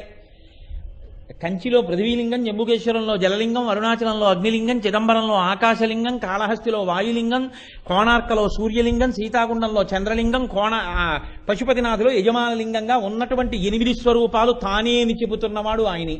ఆయన అన్నిగా చెప్తున్నా భౌరంభం చనలోరిలోంబర మహార్నాథో హిమాంసు పుమాన్ విద్యాభాతి చరాచరాత్మకమిదం యస్యైవ మూర్త్యస్తకం నాణ్యకించన విద్యతే వృషతాం యస్మాత్ పరస్మాత్ విభో తస్మై శ్రీ గురుమూర్తయే నమ ఇదం శ్రీ దక్షిణామూర్తయే అని శంకర భగవత్పాదులు అంటున్నా, ఎంతసేపు అనేకముగా ఒకటి కన్నా ఎక్కువగా కనపడేటటువంటి దృష్టి మాత్రమే యువతల వారిలో ఉండిపోయి యథార్థము ప్రకాశించకుండా అడ్డుకుంటున్నటువంటి అవిద్యని తొలగించడానికి ఉపకరణముగా వచ్చినటువంటి సమస్త వేదముల యొక్క సారాంశమై మీకు బోధ చేయగలిగినది ఏదుందో అదే భారతము. అందుకే భారతం చెప్తే దేవీం సరస్వతీం వ్యాసం తతో జయముదీరయేత్ అంటాం. ఎందుకో తెలుసా అండి, పెద్దలు అంటారు దేవి, ఇది కొంచెం మీరు అటు ఇటు చేయండి, చేస్తే విద్ వేద తతో జయముదీరయేత్, దాన్ని జయ తిప్పండి యజ, యజ అంటే యజుర్ అంటే ఆచరణ, అనుష్ఠించుట, వేదమును అనుష్ఠించుట, వేదములో చెప్పిన ధర్మాన్ని మీరు అనుష్ఠిస్తే ఏది ఇంతకాలం నుంచి కనపడని సత్యం ఉందో ఆ సత్యము మీకు ద్యోతకమవుతుంది. ఇప్పుడు దానికి మార్గం చెప్పేదేదో అది మహాభారతం. కాబట్టి దానికి భారతము అని పేరు పెట్టడం వెనకాతల ఉన్నటువంటి రహస్యం అది కాదు. ఈ ఒక్కటి చెప్పి నేను ఆ భారతం మీద ఉన్న అర్థాలని విడిచిపెట్టేస్తాను. భా అంటే కాంతి, రతి అంటే తాత్పర్యముగా ఆవిష్కరించుట. కాంతి లేదా ప్రజ్ఞ లేదా వెలుగు, లేదా ఏ వెలుగు చూడడానికి వెలుగుగా నిలబడుతోందో, ఈ కన్ను చూస్తోందంటే కన్ను చూడ్డానికి వెలుగుగా లోపల ఏదుందో అటువంటి వెలుగులకు వెలుగైన వాడున్నాడే, అటువంటి వాణ్ణి ఆవిష్కరించేదై ఉంటుంది. వాణ్ణి మీరు తెలుసుకోవడానికి అవకాశం ఇస్తుంది, అంటే లోచూపుని ఇవ్వగలదు. ఈ కంటితో చూసేవన్నీ ఏవి చూస్తారంటే ఈ కంటికి ముందున్నవి చూస్తారంతే. ఈ కంటికి వెనక ఉన్నదాన్ని కన్ను ఎప్పుడూ చూడలేదు. ఈ కన్ను చూడలేకపోతోందని చూసేదోటి ఉంటుంది. శంకరులు అంటారు, నానాఛిద్రఘటోదర స్థిత మహాదీప ప్రభాభాస్వరం జ్ఞానం యస్య చక్షురాది కరణ ద్వారా బహిస్పందతే జానామీతి తమేవ భాంతమనుభాత్యే తత్సమస్తం జగత్ తస్మై శ్రీ గురుమూర్తయే నమ ఇదం శ్రీ దక్షిణామూర్తయే అంటారు. 9 రంధ్రములు ఉన్నటువంటి కుండని ఒకదాన్ని తీసుకొచ్చి బోర్లించి ఆ మధ్యలో కుండ లోపల ఒక దీపం పెడితే 9 కన్నాల్లోంచి వెలుతురు పైకి కొడుతుంది. అలా కన్ను చూడడానికి ఆధారమైన వెలుగై కంటి వెనక ఒకడున్నాడు. వాడు ఆ వెలుగు వాడిని కన్నెప్పుడూ చూడలేదు. ఎందుకు చూడలేదు అంటే కన్ను చూడగలిగింది కంటికి ముందున్న దాన్ని మాత్రమే. కంటికి ముందున్నదేది? జగత్. జగత్ అంటే జాయతే గచ్చతే ఇది జగత్, వచ్చి వెళ్ళిపోయేదేదో అది జగత్. వచ్చి వెళ్ళిపోయేటటువంటి పరిణామశీలమైన జగత్తుని కన్ను చూస్తుంది తప్ప అసలు ఈ మార్పులను చేసేటటువంటి సత్యవస్తు దర్శనాన్ని చెయ్యాలంటే ఈ కన్ను పనికిరాదు. ఇది చూసి చెప్పలేదు. కాబట్టి ఇప్పుడు ఏం చెయ్యాలి? ఈ కన్ను ముయ్యాలి, లోపలి కన్ను తెరవాలి. లోపల ఒక కన్ను తెరవడం అంటే జ్ఞాననేత్రం తెరుచుకోవాలి. తెరుచుకుని ఈ కనపడుతున్న వాటన్నింటి వెనకాతల ఉన్నవాడెవరు, లేదా ఇన్నిగా ఉన్నవాడెవరు, ఎవడు వీటిని సృష్టించి పెంచి పెద్ద చేసి మళ్లీ లయం చేసి మళ్లీ కలిపి ఈ చేస్తున్నటువంటి దాన్ని చూడడానికి లోపల కన్ను తెరిపించగలిగి పై కన్నుని మూసేటట్టు చేసి, అంటే వైరాగ్యమును కల్పించి లోకన్ను తెరిపించగలిగినటువంటి ధర్మబోధ చేయగలిగినటువంటి ప్రజ్ఞతో నిండినటువంటి గ్రంథమేదో దానికి మహాభారతం అని పేరు. ఇప్పుడు ఈ లోకంను తెరవడం అంటే ఏమిటో తెలుసా అండి? మీకు చెట్టు నీడని ఇవ్వడం. చెట్టు నీడని ఎందుకు ఇవ్వాలి అంటే బాటసారి కనుక. మీరు చూడండి, నేను ఈ మాట ఎందుకన్నానంటే, బాగా డస్సిపోయాడు అనుకోండి, పాంధుడు అంటారు. పాంధుడు బాటసారి. పాంధుడు అంటే దాహంతో ఉన్నవాడు, బాటసారి అంటే గమ్యాన్ని వెతుక్కుంటూ వెళ్ళిపోతున్నాడు. ఇప్పుడు ఆయన కన్నులు ఎప్పుడు మూస్తాడో తెలుసా అండి? వెడుతున్నంతసేపు ముయ్యడు. మంచి చెట్టు నీడ దొరికిందనుకోండి, అమ్మయ్యా అని వెళ్ళి ఆ చెట్టు కింద కూర్చొని అబ్బా అంటాడు, ఇలా సేద తీరుతాడు. ఇప్పుడు ఈ సేద తీరడానికి మహాభారతం గురించి పెద్దలు చెప్తూ ఒక మాట చెప్తారు. 2 చెట్లు ఉన్నాయి లోకంలో. ఈ 2 చెట్లు ఆశ్రయించేటప్పుడు మీరు ఒక చెట్టు కింద కూర్చోబోయి ఇంకో చెట్టు కింద కూర్చున్నారనుకోండి, మళ్ళీ కిందకి వెళ్ళిపోతారు. ఎంత హీనోపాధిలోకి వెళ్ళిపోవాలో అంత హీనోపాధిలోకి వెళ్ళిపోతారు కూర్చోకూడని చెట్టు కింద కూర్చుంటే. ఏ చెట్టు కింద కూర్చోవాలో ఆ చెట్టు కింద కూర్చున్నారనుకోండి, మీరు పొందవలసిన ప్రయోజనాన్ని పొందేస్తారు. అదేమిటంటే అలా కూడా ఉంటుందా చెట్టు వల్ల? ఖచ్చితంగా ఉంటుందండి. ఒక్కొక్క చెట్టు కాయి ఆకలేస్తోంది కదా అని తినేశారనుకోండి, పిచ్చి వచ్చే లక్షణాలు ఉంటాయి. ఏది పడితే అది, ఏ కాయ పడితే అది, ఎప్పుడు పడితే అప్పుడు తినకూడదు. దాన్ని తినడానికి కూడా ఒక పద్ధతి ఉంటుంది కదా, ఒక కాలం ఉంటుంది, ఒక దేశం ఉంటుంది. ఏవా 2 చెట్లు అని అడిగారు. ఆ 2 చెట్లు ఏవో నీకు చెప్పగలిగినటువంటి ఇతిహాసము లోకములో మహాభారతం ఒక్కటే. ఆ 2 చెట్లు ఏవి అన్నది మీరు పట్టుకున్నారనుకోండి, మీరు మహాభారతం విన్నన్నాళ్ళు ఆ కోణంలోనే వినండి. వింటున్నంతసేపు అదే, ఆ కోణంలో వినండి. అలా కాకుండా కేవలం ఏదో కథాగమనం కింద మీరు వింటూ వెళ్ళారనుకోండి, అప్పుడు మీరు వినడం వలన పొందవలసినటువంటి ప్రయోజనాన్ని మీరు సాధించుకోలేరు. అది వినాలి అంటే మహాభారతం వినడానికి ముందు మీకు ఈ ఉపకరణం దొరకాలి. చలిలో బయటికి వెళ్ళేటప్పుడు ఎలా మీరు స్వెక్టర్ వేసుకుంటారో, బయటికి వచ్చేటప్పుడు ఒక బట్ట కట్టుకుని ఎలా వస్తామో, అలా మహాభారతం వినడం మొదలుపెట్టిన వాడు మొట్టమొదట ఈ 2 చెట్లు తెలుసుకోవాలి. తెలుసుకుని ఏ పాత్ర వైపు పడితే ఆ పాత్ర వైపుకి ఆకర్షింపబడకూడదు. అంటే అందులో వచ్చే వ్యక్తుల వైపుకి ఆకర్షింపబడకూడదు. మీరు ఏ చెట్టు కింద నిలబడాలో మీకు తెలియాలి. ఏది మొదటి చెట్టు అంటే దుర్యోధన.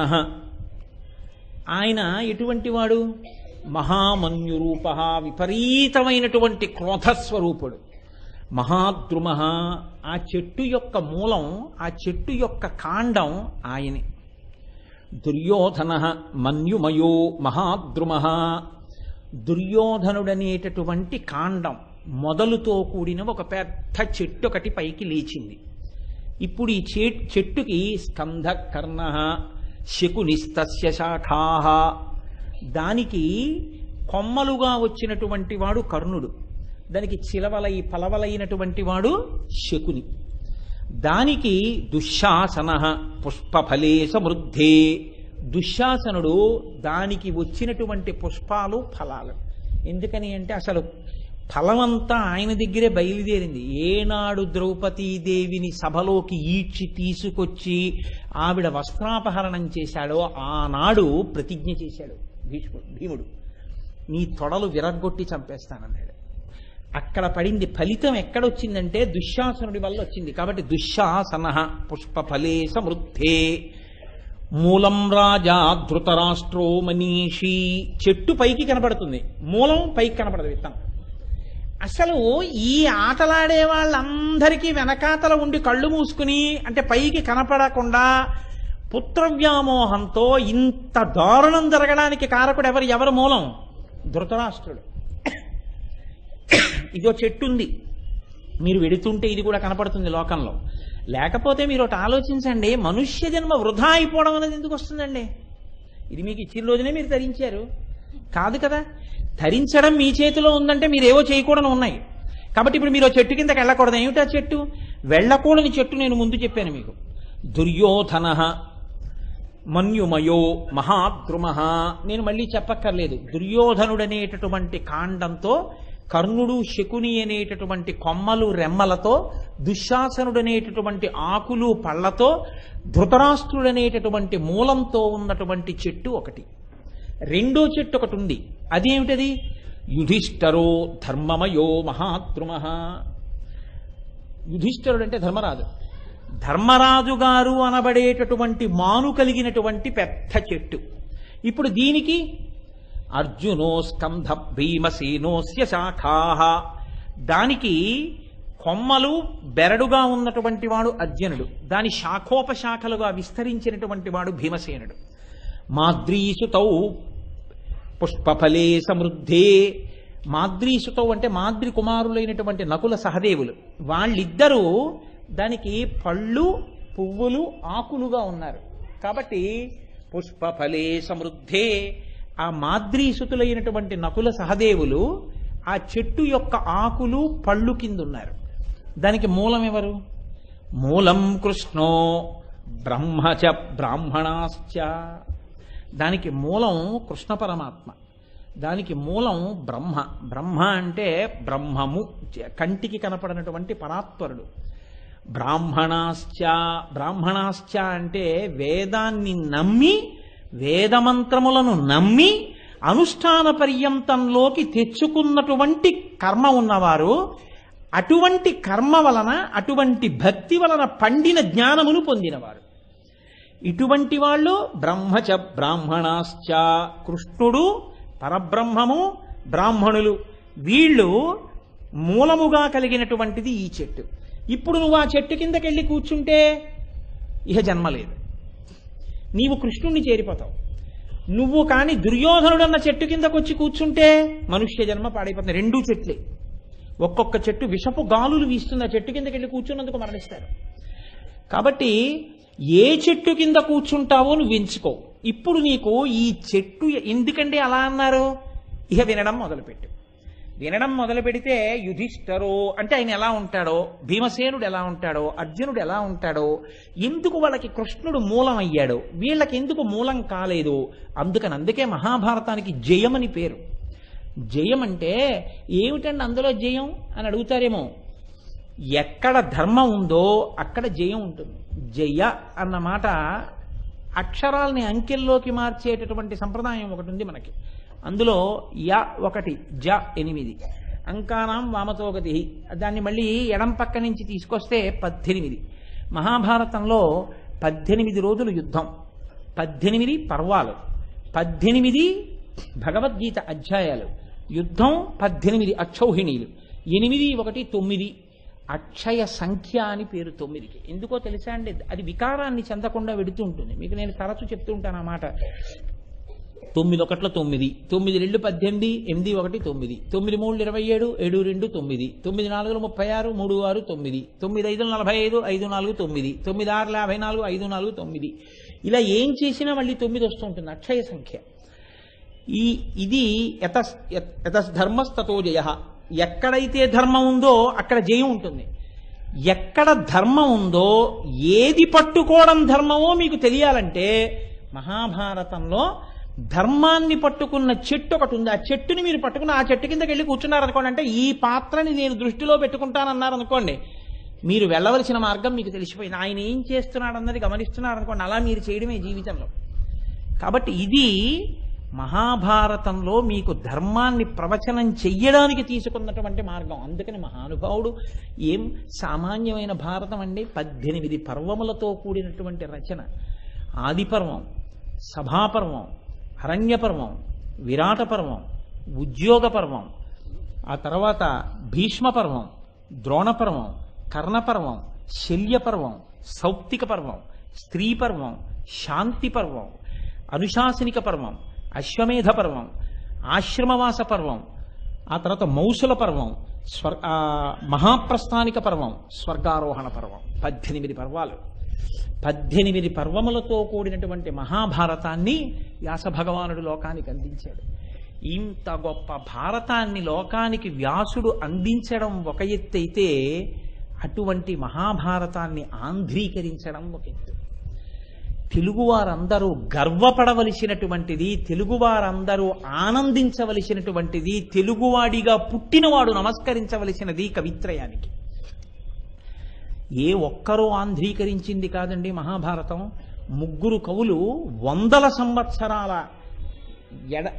మధ్య మధ్యలో వ్యవధానం వచ్చేటట్టుగా ఆంధ్రీకరించారంటే మీరు ఒకటి ఆలోచించండి. మహాభారతాన్ని ఆంధ్రీకరించగలిగినటువంటి ప్రజ్ఞ కేవలము పాండిత్యం కాదు, ఇతరమైనటువంటి లక్షణాలను ఎన్నిటినో చూస్తే తప్ప పంచమ వేదమైన భారతాన్ని ఆంధ్రీకరించగలిగినటువంటి అదృష్టాన్ని ఈశ్వరుడు అనుగ్రహించలేదు. నన్నయ్య గారు ఆంధ్ర మహాభారతాన్ని ప్రారంభం చేశారు. ఆదిపర్వం, సభాపర్వం, అరణ్య పర్వంలో 143వ శ్లోకం వరకు అనుకుంటాను ఆంధ్రీకరించారు. ఆంధ్రీకరించి అక్కడతో ఆయన విడిచిపెట్టేసి దేహత్యాగం చేశారు. ఆ తర్వాత మళ్ళీ కొన్ని వందల సంవత్సరాల తర్వాత తిక్కన గారు వచ్చారు. తిక్కన గారు అరణ్య పర్వ శేషాన్ని ముట్టుకోలేదు. ముట్టుకోకుండా విరాట పర్వాన్ని మొదలుపెట్టారు. 4వ పర్వమైన విరాట పర్వాన్ని మొదలుపెట్టి ఇంకా అక్కడి నుంచి 18 పర్వాల వరకు చిట్ట చివరి వరకు ఒక్క తిక్కన గారే ఆంధ్రీకరించాడు. అరణ్య పర్వంలో నన్నయ్య గారు విడిచిపెట్టేసినటువంటి దాన్ని ఎర్రాప్రగడ పూర్తి చేశారు. 3 కవులు కలిసి భారతాన్నంతటినీ ఆంధ్రీకరించారు. మళ్ళీ వీళ్ళ 3 ఒక ఎత్తు. నేను ఎవరి మధ్య ఎక్కువ తక్కువలు చెప్పట్లేదు, కానీ తిక్కన గారి మహానుభావుడు. ఎందుకో తెలుసా అండి, తిక్కన గారి జీవితం అటువంటిది. తిక్కన గారి తండ్రి గారి పేరు కొమ్మన గారు, అమ్మగారి పేరు అన్నమ్మ గారు. అటువంటి గొప్ప కుటుంబంలో జన్మించినటువంటి వారు మనుమసిద్ధి ఆస్థానంలో మహామంత్రిగా, దండనాథుడిగా, ఆస్థాన కవిగా 3 పాత్రలు పోషించారు ఆయన. అంతటి విశిష్టమైన వ్యక్తిత్వం ఉన్న వ్యక్తి వేదాన్ని బాగా చదువుకున్నవారు, వేదమంత్రముల యొక్క అర్థం ప్రకాశించినటువంటి వారు. వేదం చదువుకోవడం కాదు, చదువుకున్న వేదాన్ని అనుష్ఠాన పర్యంతంలోకి క్రియాకలాపంగా తెచ్చుకున్నవారు. ఎన్నో యజ్ఞయాగములు నిర్వహించినటువంటి వారు. ఎన్ని అగ్రహారాలు దానం చేశాడు మహానుభావుడు. ఏ రాజుకి దగ్గర తను పనిచేస్తున్నాడో ఆ మనుమసిద్ధిని ఆయన దాయాదులు అక్కన్న బయ్యన్న అనబడేటటువంటి ఇద్దరు కులోత్తుంగ చోళుడు అనబడేటటువంటి ఒక శత్రురాజుతో చేతులు కలిపి మనుమసిద్ధిని పదవీభ్రష్టుణ్ణి చేశారు. చేస్తే ఆ మనుమసిద్ధి ఎక్కడికి పారిపోవాలో తెలియని పరిస్థితులలో తిక్కన గారు తీసుకెళ్లి దాచారు. బహుశా అజ్ఞాతవాసం గురించి తిక్కన గారికి అంత మంచి అవగాహన రావడానికి ఈశ్వరుడు ఇన్ని విషయాలు ఆయనకి అనుభవాన్ని ఇచ్చాడేమో. తిక్కన గారే దాచారు మనుమసిద్ధిని. మనుమసిద్ధిని తన దగ్గర దాచి అజ్ఞాతవాసంలో ఉంచి తాను ఓరుగల్లు సామ్రాజ్యంలో కాకతి గణపతి దేవ చక్రవర్తి దగ్గరికి వెళ్ళి 18 పర్వాల మహాభారతాన్ని సంస్కృత భారతానికి వ్యాఖ్యానం చేశారు. వ్యాఖ్యానం చేస్తే మహానుభావుడు కాకతి గణపతి దేవ చక్రవర్తి ఎంతో సంతోషించి మీకేం కావాలి కోరుకోమన్నాడు. నా ప్రభువు మళ్ళీ సింహాసనం మీద కూర్చోవాలందుకని మీ సైన్యంతో వచ్చి కులోత్తుంగ చోళుడిని ఓడించి మళ్ళీ నా ప్రభువుకి పట్టం కట్టండి అని అడిగారు. అడిగితే గణపతి దేవ చక్రవర్తి మళ్ళీ యుద్ధానికి వచ్చి కులోత్తుంగ చోళుడిని ఓడించి మనుమసిద్ధిని మళ్ళీ రాజ్యంలో ప్రతిష్ఠ చేశాడు. ప్రభువు యొక్క రుణాన్ని తీర్చుకున్నాడు. రాజుగారిని తీసుకొచ్చి మళ్ళీ సింహాసనం మీద కూర్చోబెట్టాడు. అందుకే ఇన్నిటిని తన నిజ జీవితంలో చూసిన వారు కాబట్టే తిక్కన గారికి మల్ల యుద్ధాల దగ్గర నుంచి, అజ్ఞాతవాసం దగ్గర నుంచి, రాణివాసం దగ్గర నుంచి, రాజులు, యుద్ధాలు, గజబలం, అశ్వబలం, పదాతి బలం ఇవి ఎలా నడుస్తాయో, ఎలా వెడతాయో, ఎలా మాట్లాడతారో, అంతఃపురాలు ఎలా ఉంటాయో, ఆ మాట తీరు అంత అందంగా ఉద్యోగ పర్వంలో వాటిల్లో ఆయన రచన చేయగలిగారంటే ఆ ప్రౌఢిమ గణపతి దేవ చక్రవర్తితో మాట్లాడినప్పుడు ఆయనకి ఏర్పడినటువంటి అనుభవం. జీవితం ఎలా పండిందో ఆ పంటలోంచి మహాభారత ఆంధ్రీకరణ వచ్చింది. బహుశా 15 పర్వాల మహాభారతాన్ని ఆంధ్రీకరించడానికి ఇన్ని అనుభవాలతో ఇంత గొప్ప వ్యక్తిని తయారు చేయాలని పరమేశ్వరుడు అనుకున్నాడు కాబట్టి తయారు చేశాడు తిక్కన గారిని. తయారు చేసి తిక్కన గారి చేత ఆంధ్రీకరింపజేశాడు. అటువంటి తిక్కన గారు జీవించినటువంటి రోజులలో, అంటే శరీరంతో ఉన్నటువంటి రోజులలో శైవ వైష్ణవముల మధ్య విశేషమైనటువంటి స్పర్ధ జనించింది. ఒకరి మీద ఒకరు చాలా కక్ష పెంచుకున్నటువంటి రోజులు. అటువంటి సమయంలో హరిహరనాథుడికి తాను చేసినటువంటి భారతాన్ని, ఆంధ్రీకరించిన భారతాన్ని అంకితం ఇచ్చారు. పోతన గారు కూడా భాగవతాన్ని రామచంద్రమూర్తికి అంకితం ఇచ్చారు. పోతన గారు భాగవతాన్ని అంకితం ఇవ్వడానికి, తిక్కన గారు భారతాన్ని అంకితం ఇవ్వడానికి ఒక పెద్ద వ్యత్యాసం ఒకటి మీకు కనపడుతుంది. ఆయన ఎంతటి మహాపురుషుడు, పోతన గారు ఎంతటి మహాభక్తుడు, తిక్కన గారు కూడా అంతటి మహాభక్తుడు, అంతటి వైదిక నిష్ట కలిగినటువంటి వారు. అటువంటి తిక్కన గారు ఆంధ్ర మహాభారత రచన చెయ్యాలి అని సంకల్పం చేసుకున్నారు. ఆయన ఒక అత్యద్భుతమైన మాట అంటారు. ఆయన అరణ్యపర్వ శేషాన్ని నన్నయ్య గారు విడిచిపెట్టారు. ఎందుకంటే పూర్తిగా ఆంధ్రీకరించలేదు. ఇప్పుడు తిక్కన గారు మొదలు పెడితే అక్కడి నుంచి మొదలు పెట్టచ్చు, కానీ ఆయన మొదలు పెట్టలేదు. మొదలు పెట్టకుండా విరాట పర్వంతో మొదలెట్టారు, 4వ పర్వంతో. కారణం ఏంటంటే విరాట పర్వానికి పెద్దలు ఒక గొప్ప మాట ఒకటి చెప్తూ ఉంటారు. శృంగగిరి పీఠానికి ఆధిపత్యం వహించినటువంటి చంద్రశేఖర భారతీ స్వామి వారు కూడా ఒకానొకప్పుడు క్షామంతో నీటి చుక్క దొరకనటువంటి ప్రాంతంలో అన్నదానం చేస్తుంటే, ఇక్కడ అన్నం పెట్టడం తేలికండి, నీళ్ళు ఇవ్వడం కష్టం, నీళ్ళు ఇవ్వలేకపోతున్నాం అన్నారు. పండితుల్ని పిలిపించి విరాట పర్వం పారాయణ చేయించారు. ఆ రోజు సాయంకాలానికే వర్షం పడిపోయింది. విరాట పర్వం అంత శక్తి ఉన్నది. ధర్మరాజు గారి యొక్క ధర్మ నిష్టని ఆవిష్కరిస్తుంది, పాండవుల యొక్క ధార్మికతని ఆవిష్కరిస్తుంది. అంత శక్తివంతమైన విరాట పర్వం చెప్పేటప్పుడు ముందు కథ చెప్పక్కర్లేదు. విరాట పర్వం మొదలు పెట్టేస్తే చాలా అర్థమవుతుంది. విరాట పర్వంలో ఒక గమ్మత్తు ఉంటుంది. విరాట పర్వంలో ఉన్నటువంటి పాండవులు ఏ ఏ వేషాల్లో ఉన్నారో వింటున్న వాళ్ళకి చదువుతున్న వాళ్ళకి తెలుసు. నేను వలలుడు వలలుడు అంటున్నాను అనుకోండి, వలలుడు అంటే ఆయన వంటవాడు కాదండి, భీమసేనుడని మీ అందరికీ తెలుసు. కానీ విరాట్ రాజు గారికి తెలియదు. అది అక్కడ ఉన్నటువంటి గొప్ప విశేషం. కాబట్టి మంచి పట్టు దొరికింది, అందులో రసాన్ని ఆవిష్కరించడానికి అవకాశం దొరికింది. ద్రౌపదీదేవి ఎంత గొప్పదో మీకు తెలుసు. ద్రౌపదీదేవి సైరంధ్రిగా ఉంది, ఆవిడతో నేను ఈ పనులు చేయించుకోవడం ఏమిటి, కళ్ళు కొండిచ్చి కళ్ళు జమ్మని పంపడం ఏమిటని అక్కడ ఉన్నటువంటి సుధేష్ణకి తెలియదు. ఆవిడ ద్రౌపది ఆ తల్లి వంక కన్నెత్తి చూసి అనరాని మాటలంటే ముక్క ముక్కలైపోతానని కీచకుడికి తెలియదు. మీకు నాకు తెలుసు, అది విచిత్రం. ఇది పండింది విరాట పర్వంలో. అందుకే తిక్కన గారు విరాట పర్వం నుంచి ప్రారంభం చేశారు. ఎందుకంటే తన కవనాన్ని, తన ఆనందాన్ని ఆవిష్కరించడానికి బాగా దొరుకుతుంది. అసలు విరాట పర్వమే ఒక ప్రబంధ స్వరూపం. ఆయన అంటారు, నేను ఎందుకు విరాట పర్వాన్ని ఆంధ్రీకరణ చేస్తున్నాను అంటే, ఇక్కడ నుంచి 17 పర్వములు నానారసభ్యుదయోల్లాసి విరాట పర్వమట ఉద్యోగాదులను కూడగా 17 తెనుంగు భాష అందరూ సంతోషించాలి. ఉద్యోగ పర్వంతో కలిపి విరాట పర్వం నుంచి 15 పర్వాలు లోకమంతా సంతోషించేటట్టుగా నేను బుధ సంతోషంబు నిండారగన్, పండితులైన వాళ్ళు, సహృదయం కలిగిన వాళ్ళు పొంగిపోయేటట్టుగా నేను ఈ విరాట పర్వాన్ని విరాట పర్వంతో మొదలుపెట్టి మిగిలినటువంటి పర్వాలు చిట్ట చివరి వరకు మహాభారతాన్ని ఆంధ్రీకరిస్తాను అని ప్రతిజ్ఞ చేశారు. చేసి మొదలుపెట్టారు. మొదలుపెట్టినప్పుడు ఆయన మంగళాచరణంగా మొదట చేసినటువంటి శ్లోకం పద్యం ఎంత గొప్పదంటే, శ్రీయన గౌరినా బరగు చెల్వకు చిత్తము పల్లవింప భద్రాయితమూర్తి అయి హరిహరంబగు రూపము దాల్చి విష్ణు రూపాయ నమశివాయని పల్కెడు భక్తజనంబుల వైతికధ్యాయిత కిచ్చమెచ్చు పరతత్వము కొల్చత నిష్ట సిద్ధికిందని చెప్పుకున్నారు. శ్రీ అంటూ మొదలుపెట్టారు, శ్రీకారంతో మొదలుపెట్టారు. లక్ష్మీ స్వరూపం శ్రీ, అంతా మంగళం జరగాలన్న కోరిక. కాబట్టి శ్రీయన గౌరినా బరగు చెల్వకు చిత్తము పల్లవింప. శ్రీ అంటే లక్ష్మి అని చెప్తాం మనం. ఆయన అన్నారు, తిక్కన గారు అన్నారు, శ్రీ గౌరీ రెండు కాదు, శ్రీయే గౌరీ, లక్ష్మియే గౌరీ.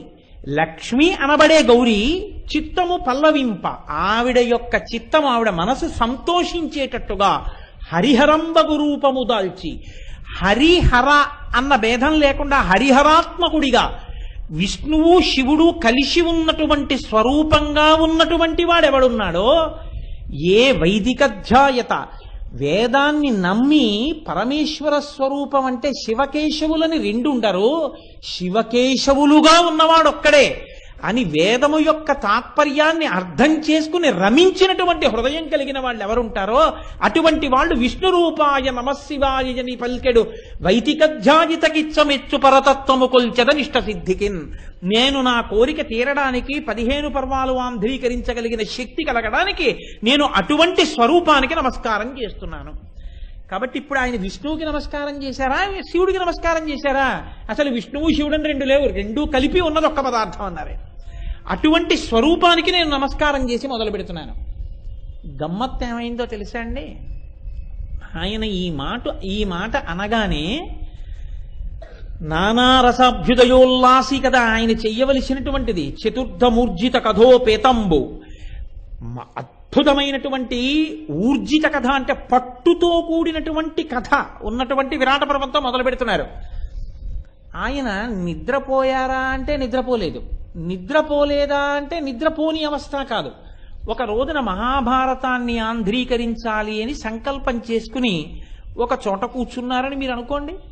కూర్చునుండగా మాగన్ను పట్టింది అంటారు చూసారా, అంటే నిద్ర పట్టేసిందా అంటే నిద్ర పట్టేసిన స్థితి కాదు, నిద్ర పట్టలేదా అంటే బహిర్ముఖుడు కాడు. అటువంటి స్థితిలోకి ఆయన జారారు. జారినప్పుడు ఒక గమ్మత్తు జరిగింది. బహుశः ఆంధ్ర సాహిత్యంలో మనందరం రెండు చేతులెత్తి నమస్కరించవలసినటువంటి స్థితి తిక్కన గారికి.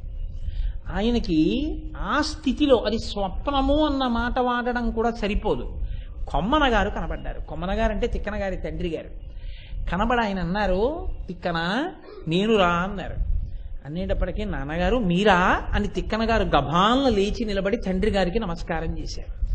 ఆయన అన్నారు, ఇత పూర్వం నువ్వు ఒక శ్లోకం సంస్కృతంలో రచన చేసావు, జ్ఞాపకం ఉందా తిక్కన? అప్పటికి ఆయన నిర్వచనోత్తర రామాయణాదులు చేసి ఉన్నారు. ఏ శ్లోకం అని ఆలోచన చేస్తున్నారు. కిమస్తిమాల కిమ కౌస్తుభం వా అని శ్లోకం చేశావు. ఈశ్వర, నీకు మెడలో పుర్రెల మాల వేసుకుంటారు శివస్వరూపంగా, కౌస్తుభాన్ని మెడలో వేసుకుంటారు విష్ణు స్వరూపంగా. ఒకటి పుర్రెల మాల, ఒకటి కౌస్తుభం, రెండిటికి పోలికుందా? అసలు నిజం చెప్పండి, మీకు ఆ కౌస్తుభరత్నం అంటే ఇష్టమా, ఈ పుర్రెల మాల అంటే ఇష్టమా? కిం కాలకూట, మీరు ఒక స్వరూపంతో కాలకూట విషాన్ని తాగి కంఠంలో పెట్టుకున్నారు.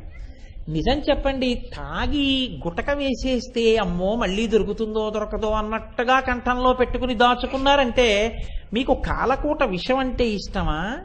లేకపోతే కిము యశోదాస్తన్య, మీకు ఆ యశోదాదేవి యొక్క స్తన్యము నుంచి స్రవించినటువంటి పాలని బాలకృష్ణుడిగా తాగారు కాబట్టి మీకు ఆ పాలంటే ఇష్టమా?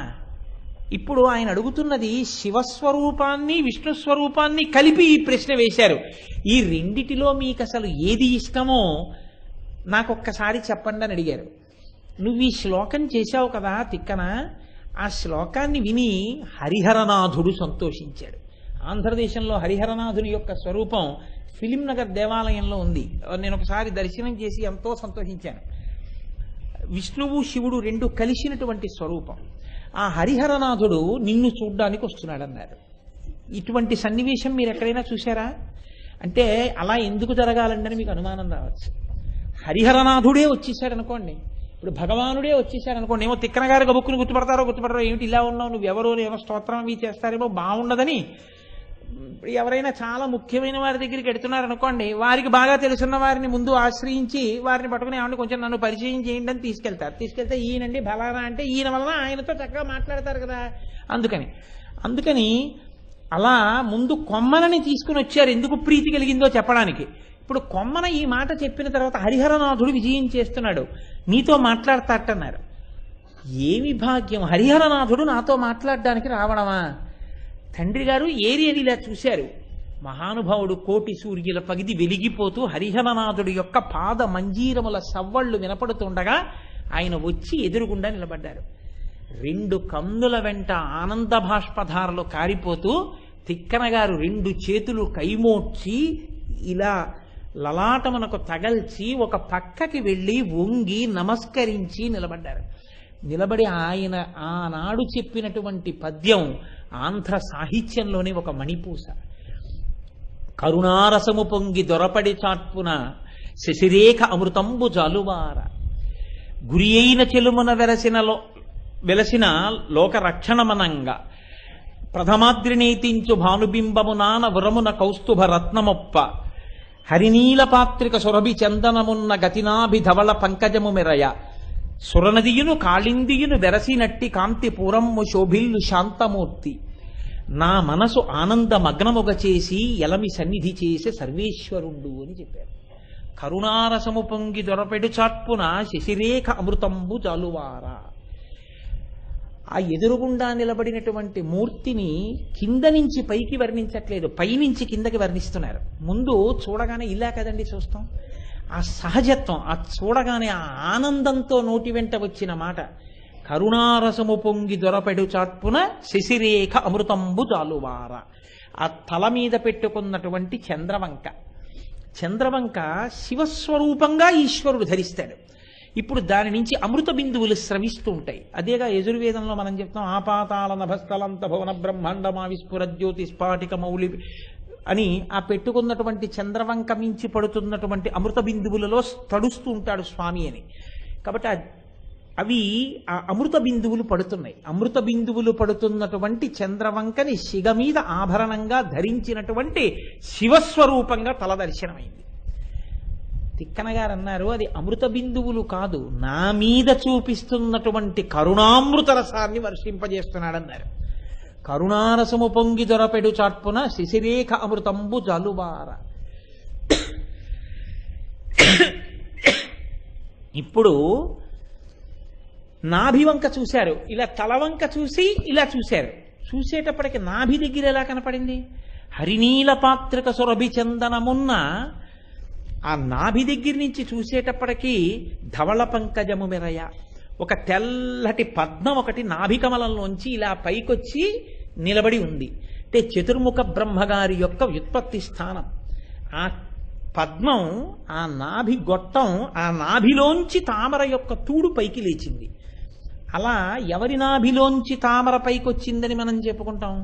విష్ణు స్వరూపానికి. కాబట్టి తలవంక చూస్తే శివస్వరూపం, నాభివంక చూస్తే విష్ణు స్వరూపం.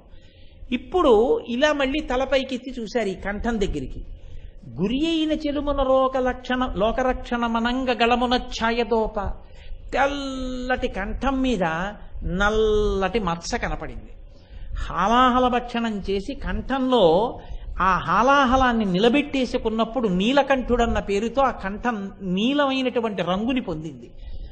ఆ నీలకంఠుణ్ణి చూశారంటే ఇప్పుడు కంఠం దగ్గర చూసినప్పుడు ఎవరు కనపడుతున్నారు?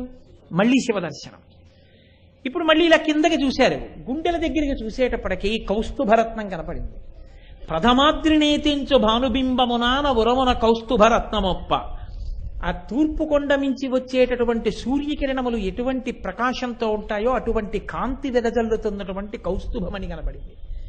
ఇప్పుడు ఇలా చూస్తే శివుడు, ఇలా చూస్తే విష్ణువు, శివకేశవులు రెండూ కలిసిన స్వరూపంగా తనకి దర్శనమిచ్చారు.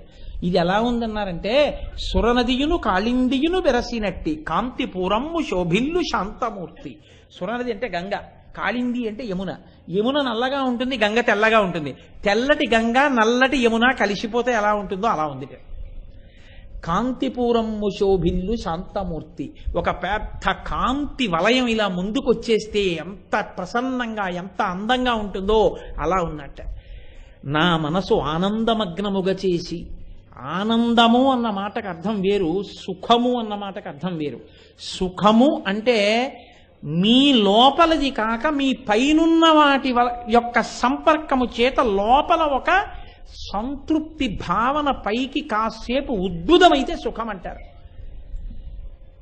నేను లడ్డూ తిన్నాను అనుకోండి, కాసేపు సంతోషంగా ఉన్నట్టు ఉద్భుతం అవుతుంది, దానికి సుఖమని పేరు. లోపలే పుట్టి లోపలే పెరిగి లోపల పెరిగిన దాని వలన పైనున్న వాటి నుంచి తెగిపోయి, అంటే పైనున్న వాటితో సంపర్కము విడిపోయి తాను ఆనంద మగ్నుడైపోయి తనలో ఉన్న ఆనందంలో తాను లయం అయిపోతే దానికి ఆనందం అంటారు. ఆనందమునకు వేరొక సంపర్కం ఉండదు. పైనుంచి ఏదో వస్తే ఆనందం ఉండదు. లడ్డూ తింటే ఆనందం వచ్చిందండి, దోశ తింటే ఆనందం వచ్చిందండి అనకూడదు. ఆనందము లోపల పుడుతుంది. అందుకని పైన కన్నులు మూసి ధ్యానము చేసినప్పుడు మూడు ఒకటైతే పుట్టేది ఆనందం. అలా కాకుండా పైన ఉన్న వస్తువు యొక్క సంపర్కము చేత కాసేపు సంతోషమన్న అనుభూతి కలిగితే అది సుఖము. కానీ అది దుఃఖస్వరూపము. సుఖమే దుఃఖము. ఎందుకో తెలుసా అండి? ఇంకో 4 లడ్లు తినేస్తే కక్కు వస్తుంది. అంటే సుఖము కాదు, దుఃఖము కాదు. దుఃఖము సుఖంగా ఉంటుంది ఒకసారి. ఎందుకో తెలుసా అండి? ఆఫీసులో చాలా, ఇప్పుడు పోలీసులు పట్టుకెళ్ళిపోయి స్టేషన్లో కూర్చోపెట్టి ఇంటరాగేషన్ చేసి బాధ పెడుతున్న రోజుల్లో గభాల కొంచెం బాగా జ్వరం వచ్చి తీసుకెళ్లి ఇంటెన్సివ్ కేర్ యూనిట్లో ఏసీ రూమ్లో పడుకోబెడితే అదే సంతోషం. చాలా మంది అలా అనారోగ్యం పాలు అయిపోతుంటారు కూడా వెళ్ళిపోవడానికి, మీరు చూడండి. కాబట్టి అప్పుడు అది దుఃఖమా అంటే సుఖం. ఒక్కొక్కసారి దుఃఖము సుఖము కాసేపటికి దుఃఖంగా అయిపోతుంది. అందుకే అవేమి శాశ్వత ప్రాతిపదికన ఉండేవి కావు, సుఖము దుఃఖము అనేటటువంటివి. ఆనందం ఒక్కటే శాశ్వతము, అది మన స్వరూపము కనుక. కాబట్టి ఇప్పుడు నా మనసు ఆనందమగ్నముగా చేసి, ఈ మాట మీరు పట్టుకోవాలి. ఇప్పుడు ఇది పైన కనపడిన వస్తువు వల్ల వస్తోందా, లోపల కనపడుతున్న వస్తువు వల్ల లోపల పెరుగుతోందా? ఈ మాటలు వాళ్ళ ఆవిడికి వినపడ్డాయండి మీరు అడగకూడదు. ఎందుకని? ఆయనకి లోపల కనబడుతున్నాడు, పైన కనబట్టలేదు. వాళ్ళ ఇంట్లో కొమ్మన వాళ్ళ ఇంట్లో బయట కనబట్టలేదు, ఆయనకి లోపల కనబడుతున్నాడు. ఆయనలో హరిహరనాథుడు కనబడుతున్నాడు. దానివల్ల ఆనందము ఉద్భుతమైంది. ఆ ఆనందములో ఆయన ముందు తిక్కన గారు కనబడుతున్నారు. ఇలా నమస్కారం చేస్తూ కన్నుల నీటితో పక్కకి ఒదిగి నిలబడి, నా మనసు ఆనందమగ్నముగా చేసి ఎలమి సన్నిధి చేసే సర్వేశ్వరుడు నా ముందు నిలబడ్డాడు. నిలబడి, తిక్కన నేను నిన్నొక కోరిక కోరుదామని వచ్చాను. ఎవరు? సర్వేశ్వరుడు. ఎవరిని? తిక్కన గారిని. లోకంలో ఉండే సంప్రదాయం ఏమిటి? అలా కనపడాలని అందరూ కూర్చుంటారు. కనపడిన తర్వాత ఏం చేస్తారు? ఓ స్తోత్రం చేస్తారు. తర్వాత ఆయనేమంటాడు? నీకేం కావాలంటాడు. అప్పుడు వీళ్ళు ఏమనాలి? ఏదో అడగాలి. కానీ ఇప్పుడు ఏమైంది? తారుమారైంది. ఈయన అలా ధ్యానం ఏం చేయలేదు, కానీ ఆయనే వచ్చాడు. ఆయనే వచ్చేస్తే అకస్మాత్తుగా గుర్తుపట్టడేమో అని తండ్రిని కూడా తీసుకొచ్చారు.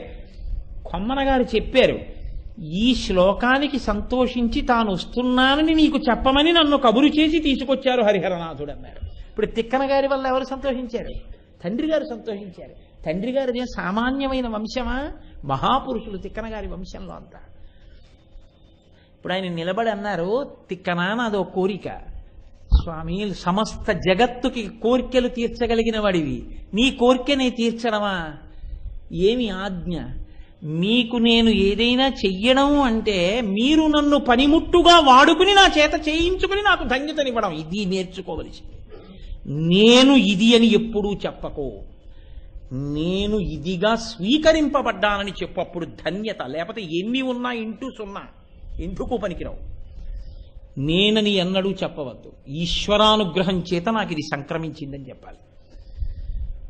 హనుమని కౌగలించుకుని శ్రీరామాయణంలో నీకు నేనే ఉపకారం చేయగలను, మదంగే జీర్ణతాం యాతు ఎత్తయోపకృతం కపీహి నరహా ప్రత్యుపకారాణం అపత్సాయ అతిపత్రతాం. నేను నీకేం ప్రత్యుపకారం చేయగలనని రాముడంటే, నా చేత మీరు సేవ చేయించుకోవడమే నాకు ఉపకారం అన్నారు హనుమ. ఇది నేర్చుకోవలసిన విషయం మనిషి. తిక్కన గారు అన్నారు, ఇంకొకడైతే విర్రవీగిపోవాలి ఈ స్థితికి. ఆయన అలా విర్రవీగిపోలేదు. ఆయన అన్నారు, లోకముల కోర్కెలు తీర్చగలిగిన వాడివి, నేను నీకు తీర్చడం ఏమిటి అంటే, నీ కోర్కె తీర్చిన వాడను నేనన్న కీర్తిని నాకు ఇవ్వడానికి నన్ను ఉపకరణంగా స్వీకరించబోతున్నావు. నా జన్మ ధన్యమైంది తండ్రి, ఏమి ఆజ్ఞ నా చేత ఏం చేయించుకోబోతున్నావు అన్నారు. ఇది వినయం అంటే. హరిహరనాథుడు అన్నాడు, మహాభారతం మిగిలినటువంటి పర్వములన్నీ ఆంధ్రీకరించి నాకు అంకితం ఇస్తావా అని అడిగాడు. ఎంత గొప్ప తెలుగువాడిగా పుట్టిన ప్రతివాడు గర్వపడవలసిన సందర్భం. ఆయన విగ్రహాలు పెట్టుకోవాలి, ఆయన ఫోటోలు పెట్టుకోవాలి, ఆయనకి పూజ చెయ్యాలి, ఆయన మీద ఒక పద్యం నేర్చుకుని మనం తరించాలి. ఇది తిక్కన గారంటే. ఆయన అన్నారు, అంతకన్నా భాగ్యమా తండ్రి అంటే, నేను నిన్నే ఎందుకు అడిగానో తెలుసా అంకితం ఇవ్వమని? నేను నిన్నే అడగడానికి ఒక కారణం ఉంది. వేదము యొక్క హృదయమును అర్థం చేసుకుని అనుష్ఠించావు కనుక అన్నాడు. వేదము యొక్క హృదయము శివకేశవులని ఇద్దరు లేరు, ఉన్నదొక్కటే పదార్థం. అందుకే వేదో నిత్యమధీయతాం తదుదితం కర్మస్వనుష్ఠీయతాం అంటారు శంకర భగవత్పాదులు. వేదము యొక్క హృదయాన్ని అర్థం చేసుకుని అనుష్ఠాన పర్యంతంలోకి తెచ్చుకో. కాబట్టి శివకేశవ భేదం లేకుండా నువ్వు పరతత్వాన్ని అర్థం చేసుకుని అనుష్ఠాన పర్యంతంలోకి తెచ్చుకున్నావు. అందుకే నీ ప్రవర్తన చేత, నీ అనుష్ఠానం చేత నేను తృప్తి పొందాను. తిక్కన, నీకు నేను అనుగ్రహిస్తున్నాను, మహాభారతాన్నంతటినీ ఆంధ్రీకరించి నాకు అంకితం ఇయ్యన్నారు. అంతకన్నా ఆనందమా తండ్రి? తప్పకుండా మీకు అంకితం ఇస్తానన్నారు. ఇప్పుడు చెప్పండి, మహాభారతాన్ని ఆంధ్రీకరించి అంకితం ఇవ్వాలి అంటే అరణ్య పర్వంలో శేషాన్ని కానీ తిక్కన గారు పూర్తి చేస్తే అంతకు ముందు ఉన్న భాగం నరుడికి అంకితమైంది నన్నయ్య గారి వల్ల. ఇప్పుడు అందులో మిగిలిన సగాన్ని మళ్ళీ ఈశ్వరుడికి ఇవ్వడం అంటే నరోచ్చిష్టం అది. అందుకని తిక్కన గారు విరాట పర్వం దగ్గరికి వెళ్ళారు. అందులో సందేహం ఏం లేదు. కాబట్టి విరాట పర్వం నుంచి ప్రారంభం చేసి 18వ పర్వం వరకు పూర్తి చేశారు. దీన్ని హరిహరనాథుడికి అంకితం చేశారు. అంతటి మహానుభావుడు ఆయన ఆ విరాట పర్వాన్ని ప్రారంభం చేస్తూ పరమ మంగళప్రదంగా అందులో పాత్రలని పరిచయం చేస్తూ రేపటి రోజున మహాభారతంలో విరాట పర్వంలో ఇంకా అక్కడి నుంచి అంటే అరణ్యవాసం పూర్తయి అజ్ఞాతవాసంలోకి పంచపాండవులు ద్రౌపదీ సహితంగా ప్రవేశిస్తూ ఉంటారు. ప్రవేశించే ముందు ఉండేటటువంటి కథాభాగంతో నేను రేపటి రోజు కార్యక్రమాన్ని ప్రారంభం చేస్తాను. ఇవాళ మహాభారతానికి సంబంధించిన నేపథ్యాన్ని ఆవిష్కరించడం అనేది చాలా చాలా అవసరం కనుక తిన్నగా విరాట పర్వాన్ని ప్రారంభించడం కన్నా మహాభారత ప్రయోజనమును గురించి 4 మాటలు చెప్పడం ధర్మం కనుక ఇవాల్టి ప్రసంగాన్ని ఆ నేపథ్యాన్ని ఆవిష్కరించడానికి తీసుకున్నాను. యథార్థానికి విరాట పర్వం మొదలుపెట్టినట్టే. ఎందుకంటే శ్రీయన గౌరినాబరగు చెల్వకు చిత్తము పల్లవింప అన్న శ్లోకం, అలాగే కరుణారసము పొంగి దొరపెడు చట్పున శిశిరేక అమృతంబు జాలువారా అన్న శ్లోకం అన్న పద్యం, ఇవి తిక్కన గారు ఆంధ్రీకరించినటువంటి విరాట పర్వంలో ప్రారంభంలో ఇచ్చినటువంటి పద్యాలే. కాబట్టి రేపు విరాట పర్వం యొక్క ప్రారంభాన్ని మనం చక్కగా చేసుకుందాం. రేపు మిగిలినటువంటి భాగాన్ని ప్రారంభం చేస్తాం.